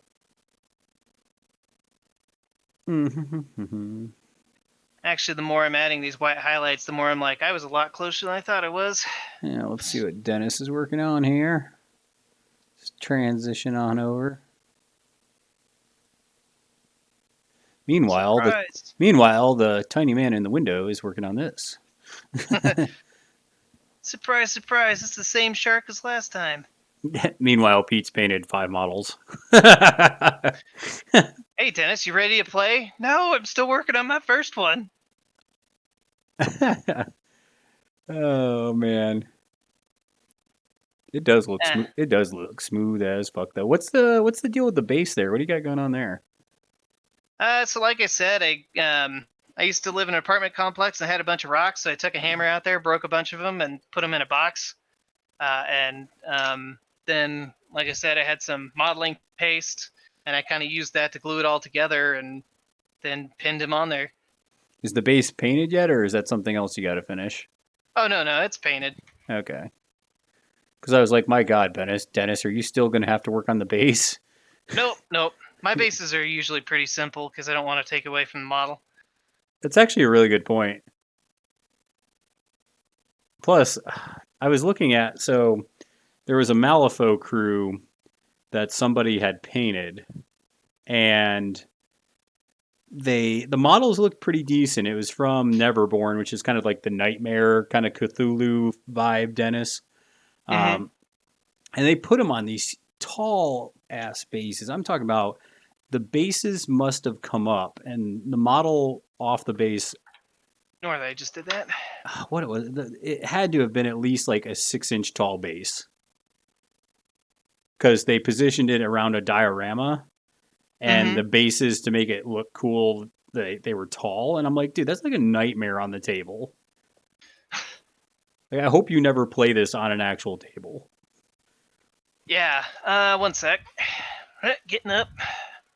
Wireless headphones are the best. Where is it? So, Oh, are you going to show us something?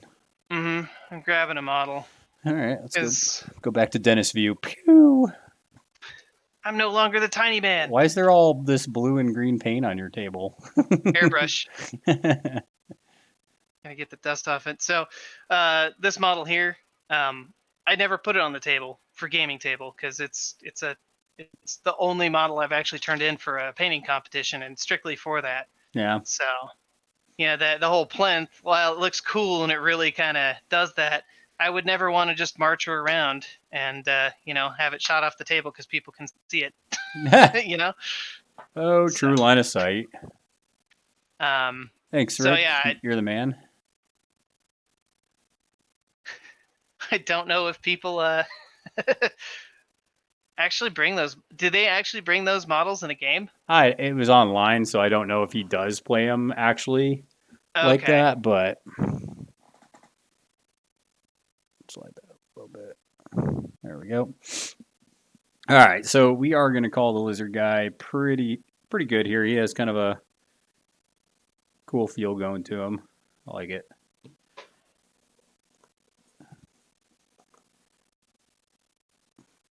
All right, so yeah, so speaking of models that just don't work on the table, let me show you this this rat trench coat guy.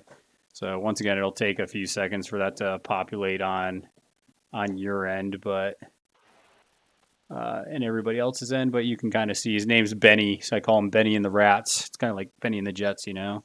I know where you go with that. Benny and the Jets. So it's like it's impossible to get somebody behind him in base to base contact just because of that cloak of rats. It's pretty ridiculous. Cool, like it looks great. You just got to turn around anytime somebody wants to get base to base with his cloak.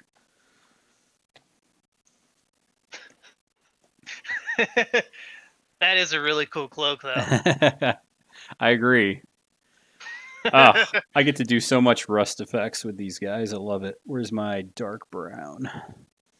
So you were talking about stippling earlier. I'm going to do some stippling here as well. So I got a rust effect that I love doing, and it involves stippling dark brown on a light brown, and then stippling orange on top of that, and Mm-hmm. then just edge highlighting your metal. Okay.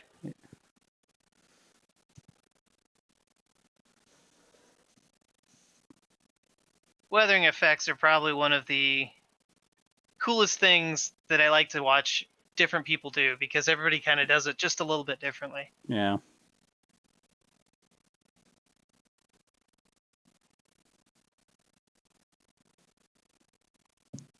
Well, this sword's actually kind of interesting that he's holding, the main champion, because I'm painting it like a rust effect, but it also has a little bit of flames that are coming off of it. So he's got a little different of a weapon here.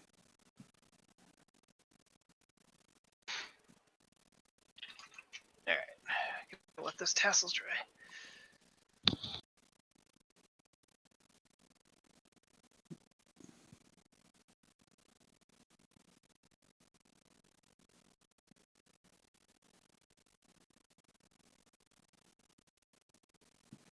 All right.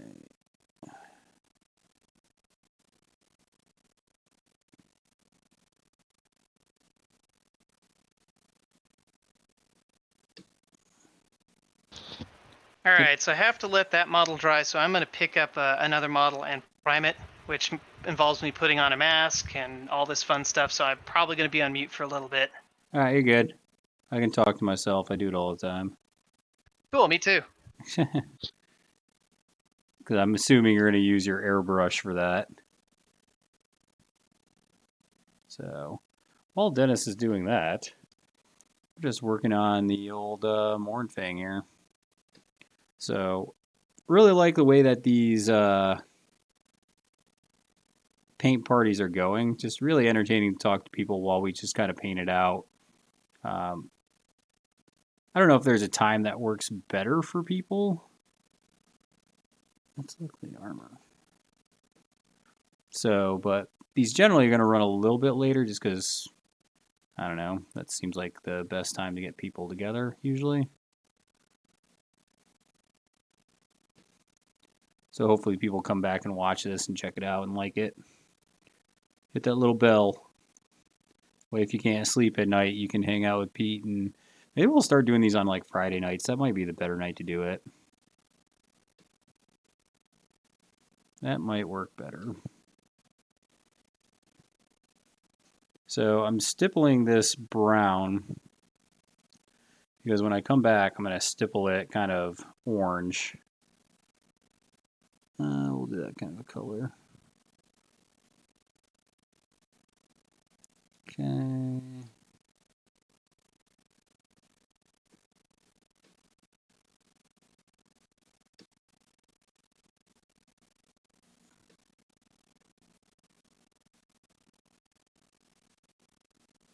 All right.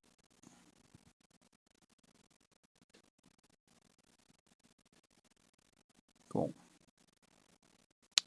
And when we come back over with the orange on this, it's going to start to create kind of a dirty orange, which is going to look like rust. And then finally, we'll come back over it with the steel to really highlight some of the edges and top parts of it. It's a really cool effect that I like doing.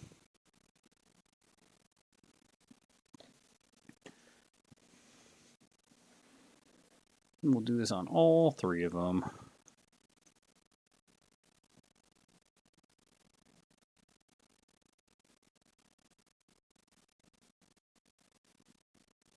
And this is kind of what I was hoping to do on that Malifaux crew with the plague keyword. But they just don't have a lot of metal because, you know, they're people living in sewers and whatnot. Okay, that's fine. Let's get your little broken sword.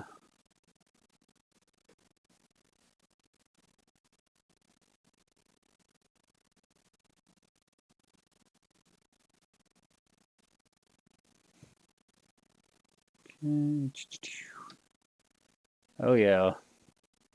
Let's get a little zoom in of what Dennis is working on here. Those look like those are the eel riders. I believe he's priming. I think that's the only thing that I would actually get an airbrush for is just priming models. Anything else, I'm just kind of like, just not my bag.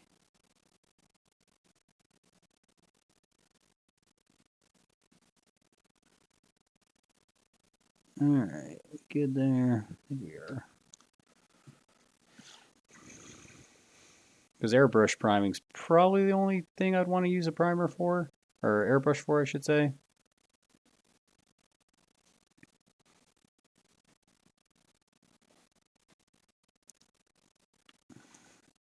Get our little hand brush out here. You guys can see this a little better.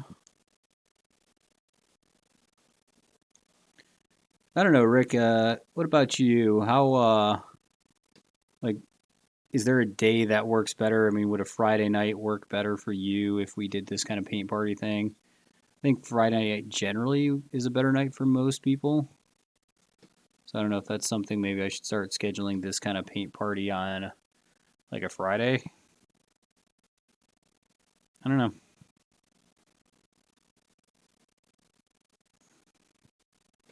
Probably the weekend would be a better bet anyways. Just more viewers, more people coming on live. Because, you know, I know some people don't know what day of the week it is, but it is technically still a work night, right?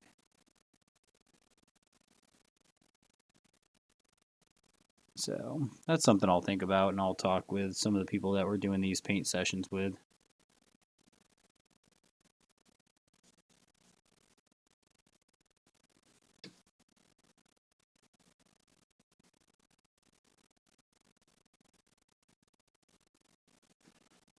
Okay, I think we're good there. Cool.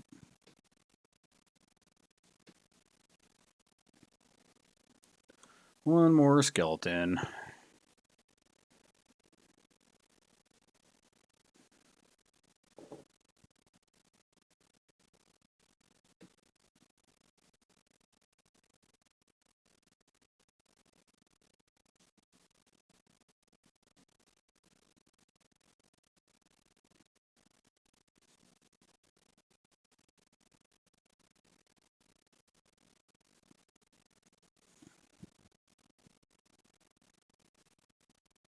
Yeah, these skeletons are such a pain on the table too.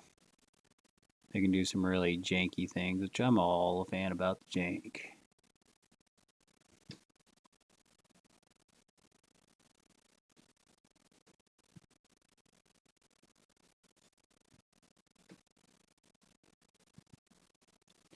Almost want to break this sword off just so it's already busted. Okay, are we good?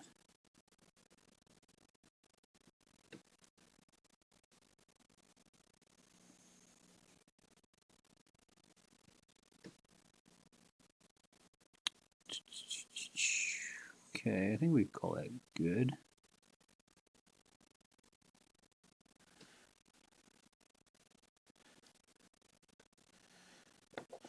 All right.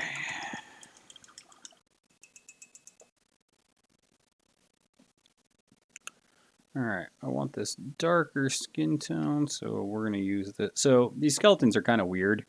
They are kind of like White Walkers on Game of Thrones, where they have a skull head, sure, but they almost have this like dead blue flesh. And since we're doing the snow look on here, we'll use the blue for them. We'll use this kind of dark blue kind of flesh tone.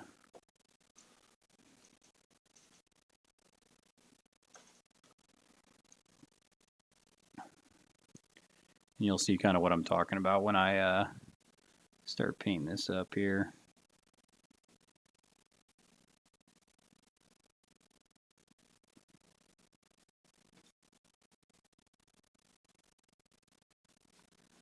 I don't know, maybe I won't do this fire as blue. Maybe I'll do it as red.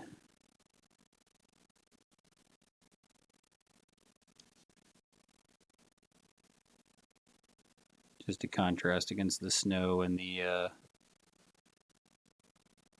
the blue skin that I'm putting on these guys.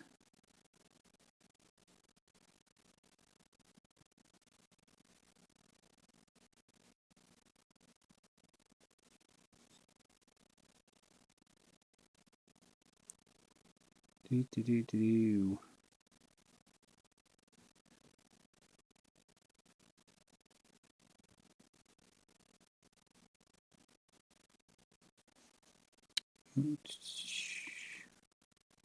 Okay, that's good. Those are kind of bones. It's weird. They're kind of bones, but they have like tattered flesh on top of it.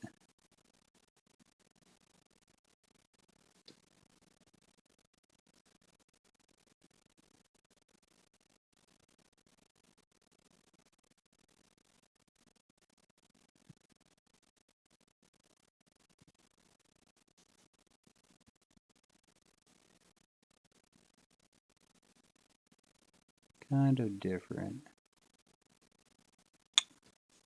I like the models. They just kind of do something a little different that you don't see on a lot of other models.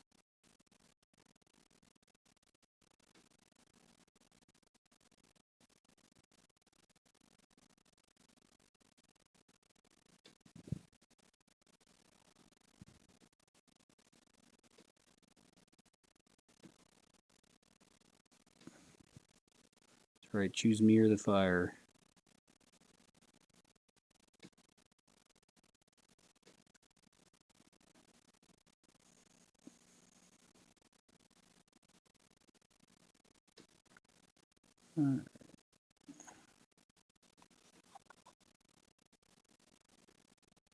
Come from the land in the ice and snow. See if Dennis is over there getting high.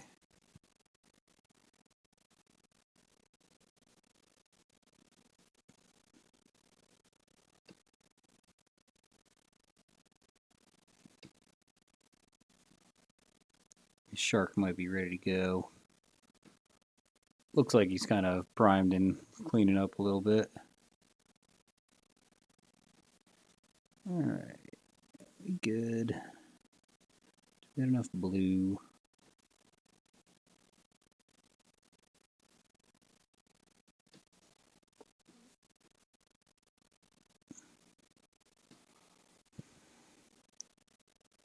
Okay.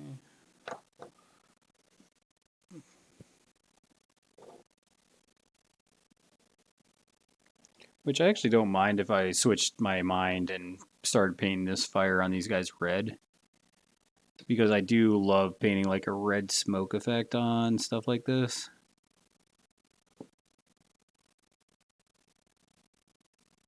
So I'd actually be kind of okay switching my mind, which I do a lot when I paint.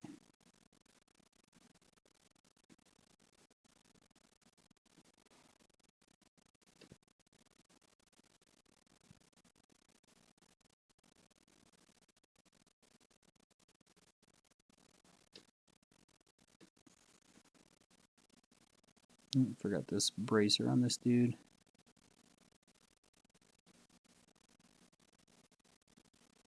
Worry about that when we come back to it.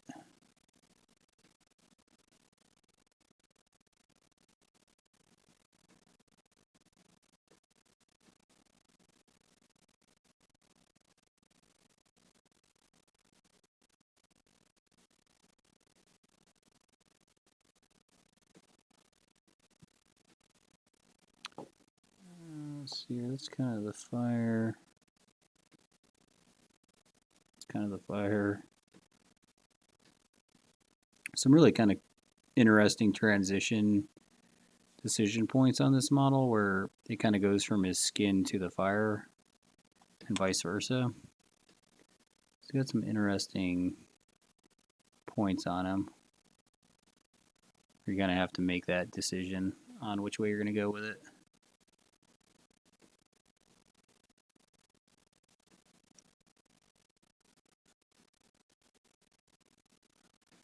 Okay.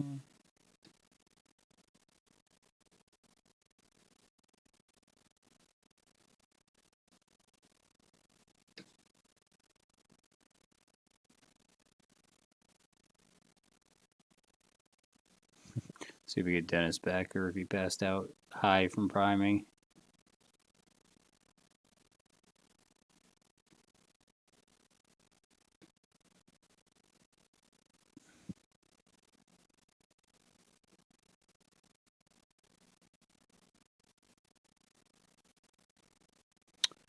All right, I think we're good there. Go a little bit there.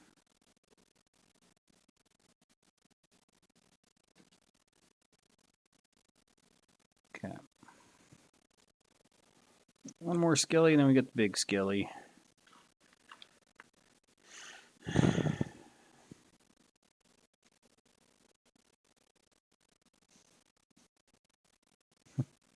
You going to bed there, Rick? Oh, are you saying that that Dennis is passed out? He might be. Somebody might want to go check on him since there's only two of us here. I don't know what's closer to Kansas, South Carolina, or Florida.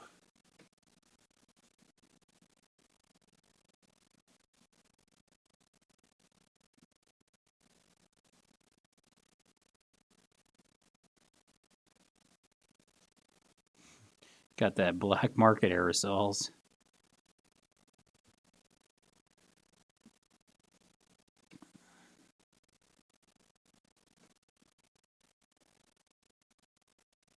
All right, tiny man in the corner's returned. We're starting to get worried if you got high and passed out, Dennis. No, I just had to use the toilet. That's all. I mean, we could have done without that, but You know, they didn't describe what happened there. that's fair. Now you're popping a beer. Yep. I knew it. Dennis doesn't drink water, he drinks beer. It's just like the olden times, you know? Water's dirty and it's got stuff in it. Dude, that was one of my favorite things when we used to play D&D was just, somebody brought some beer and we just drank a bunch of them while we played. And then I'd get a little aggressive with the DM and he'd be like, look, I'm going to have to kill your character. Well, that was the same campaign where your barbarian and my wizard were fighting a lot. That was a really fun campaign, though.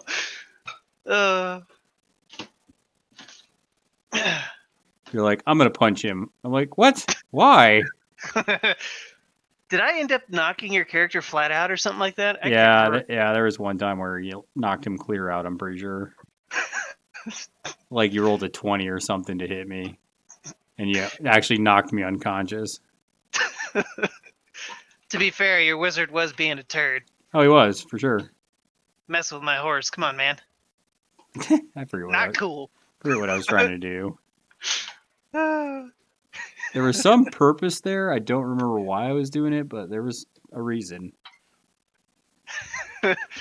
Oh, I can't remember. I think you said something like, "Oh, he got possessed by whatever demons or something." Yeah. It was a good time, though. It was. All right.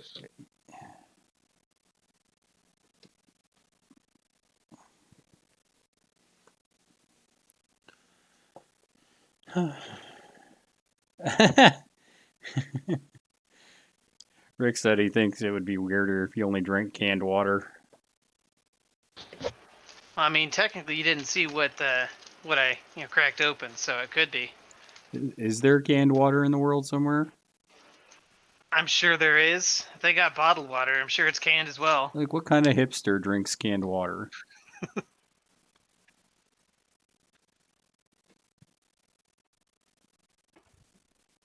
No clue.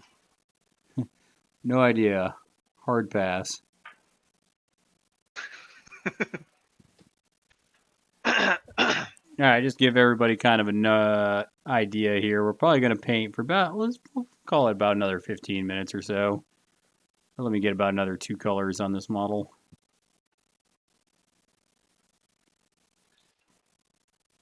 I'll get another 4 millimeters done, It's okay, Dennis. We're not comparing here. But if we were, you'd be faster. Hey, it bodes well for me that speed impresses you.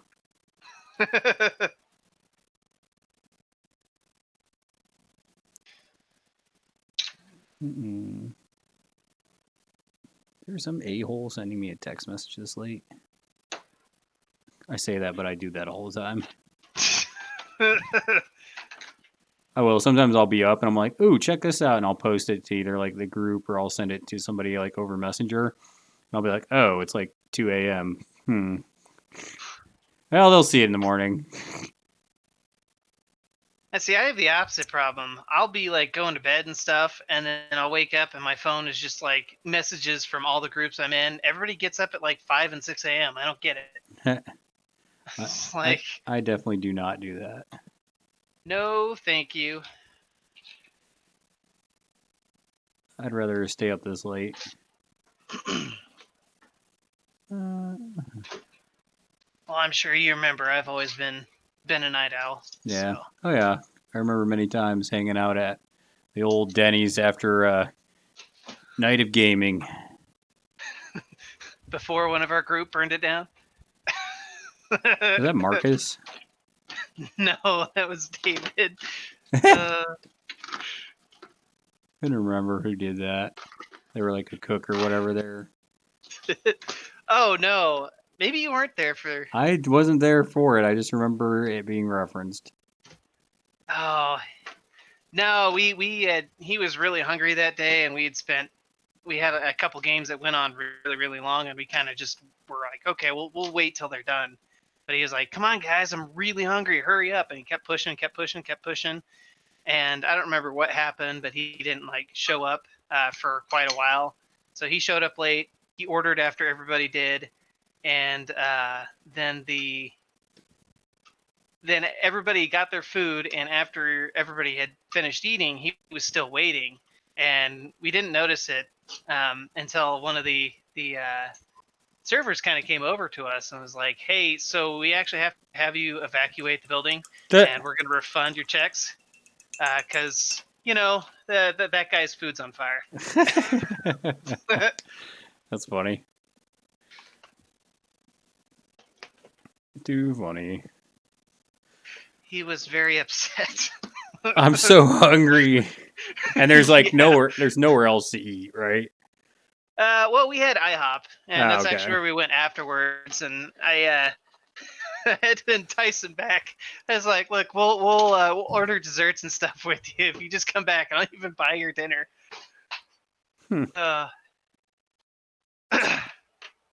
It's like way to be. It was funny. Was it though? For me, it was.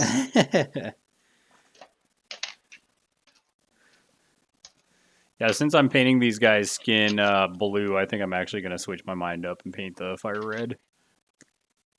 Oh, yeah? Doing another audible. We'll do it on one of the little followers. That way, if it looks stupid, I can change it. It's a good way to be.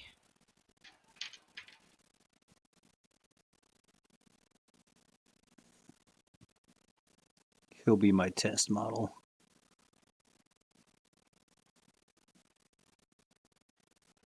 So were you priming those like eel rider dudes?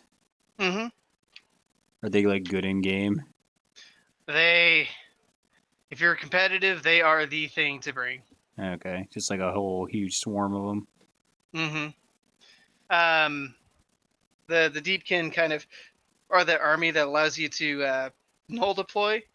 Okay. So, you don't put anything on the board, and then you just show up from all sides of the board and charge them and wreck face. The eels are super powerful because they've got an ability that kind of just allows them to dump damage once per game. Yeah. And mortal wounds and stuff, so it's not very preventable. But I run a few of them because I kind of like the idea of a cavalry list, but really sharks are where it's at for me. I mean, cavalry's always been one of the cool things about Warhammer. Just the idea that you just let loose the cavalry to run down your foes. Mm-hmm. I mean, that's why I played Empire a lot, just because I like the idea of not only artillery and gun line and stuff like that, but just having their decent heavy armored cavalry was always fun. Empire. I actually have one of the players down here who actually he went and bought a bunch of Empire models that Yeah. somebody was fire selling, and he actually a really good painter and stuff. It kind of brought back a lot of memories. First time I played him, he's like, I've never played before, and next thing I know, I've got riders shooting me in the face all over the place. But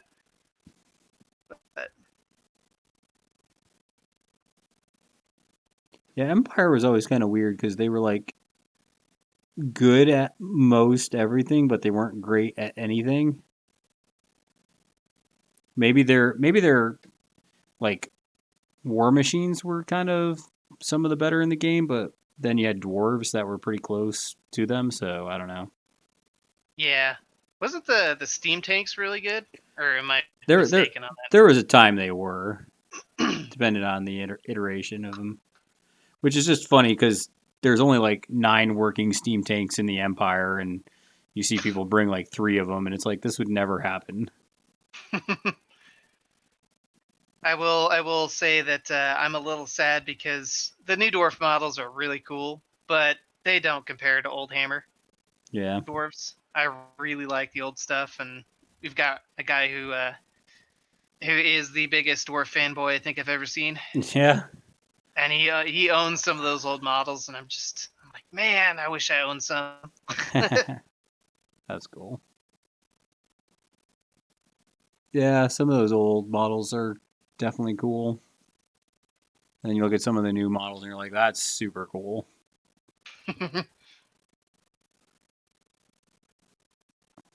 Have you seen any of the newer stuff they're coming out with? Or have you been trying to avoid that like a plague? I mean, I keep my eye on it. I follow a lot of people just because I like the paint schemes and stuff.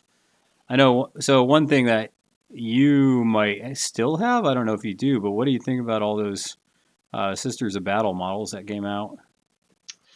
So I actually started off the new edition of Warhammer playing proxies of Sisters of Battle because I've always really wanted to play that army. Yeah, And I went through and kit bashed a bunch of different kits to make my own army. yeah. And now that they've got these really really fancy models out, and I'm just kind of like, God damn it, why'd I spend so much time working on these guys? So you're tempted, huh? I'm tempted. They're my reward for finishing painting the 3 other armies I wish to keep. That fair. I heard a lot of people not liking those models though that they came out with. So I'll say I've seen a couple really good arguments. Like, I just don't really like the aesthetic. There's something about the old models I liked a lot better, or the artwork Yeah. in the books. But a lot of what I've seen is just like they're not pretty enough, and I just kind of want to punch somebody in the balls. It's like, well, they're nuns with guns. How pretty do you want them to be? They're gonna be scarred up, man. They've been They're fighting. they're married to the Lord, the Emperor, not your wet dream. Yeah, pretty much. So Rick told you. I don't Rick know. told you to just buy them. Is what? He said Rick just told you to just go ahead and buy them. Sure. I'll have to figure out who wants to buy my kidney first. Or I sell this Beast of Chaos army. That'll also be. That's one of those armies. It's just I don't know. You got to kind of cut your loss on that kind of army. Yeah. Or Well, you get really lucky and find that one guy that's a collector, and you're like, yes, well, he got because that stamped. that is that is the thing. Well, not really. I mean, that's the one thing you got going for you is the paint job's awesome. Oh, thank you. So I mean, the people that are going to get it are going to be like, yeah, this is the kind of one I want to spend my money on, as opposed to Yeah. some piece of crap paint job that Joe Snuffy did. The guy that puts it on eBay, pro painted. Yeah, oh my god, don't get me started on that. Oh God, I laugh every time. I don't even put my stuff as pro painted. I don't put my stuff as pro painted. Yeah, and you're pretty close, and I would, put you close to that ranking. And there are some people that are a lot worse than you and I that put that tag on. I mean, it's one of those things where I feel like if you're gonna sell something like that, your quality is gonna be seen. So you Yeah, shouldn't even have to put that. yeah, Sorry, it's I'm getting started. You won't, I will. no, that's a fair statement though, because I mean the art's going to speak for itself, right? Yeah, Because you want to know if it's not pro painted, people aren't going to buy it.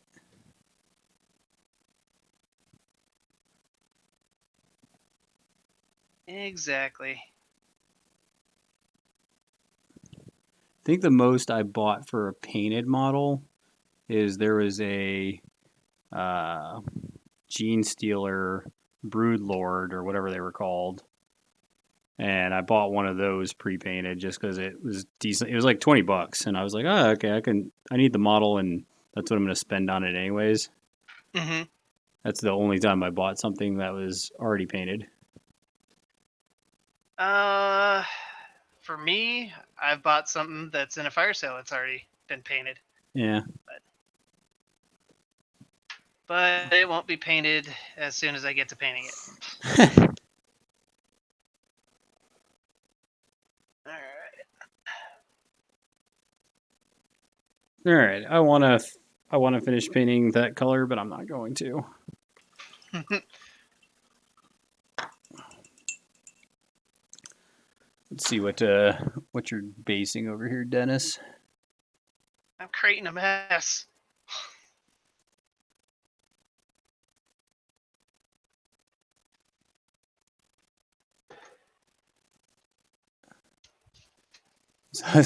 Man, that is a tub full of basing stuff. Here's those rocks I was telling you about. You're There we go. like, oh, those are some nice rocks. Don't mind if I take them. You've got like a billion. I could just imagine somebody watching you smash these rocks and just be like, what is this crazy a-hole doing? Oh yeah, it totally. Lots of people were like just looking at me weird. And I'm like, hey, what's up?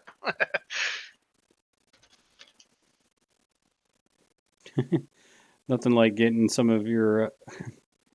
What is this? What? I'm just looking at some of the comments that Chris had.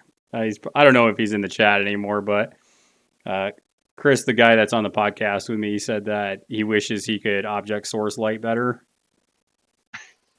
And then he complained about dice when we were talking about dice. Hey, object source lighting actually isn't all that difficult. Why do you say that? It's really like, I'll bring up the shark.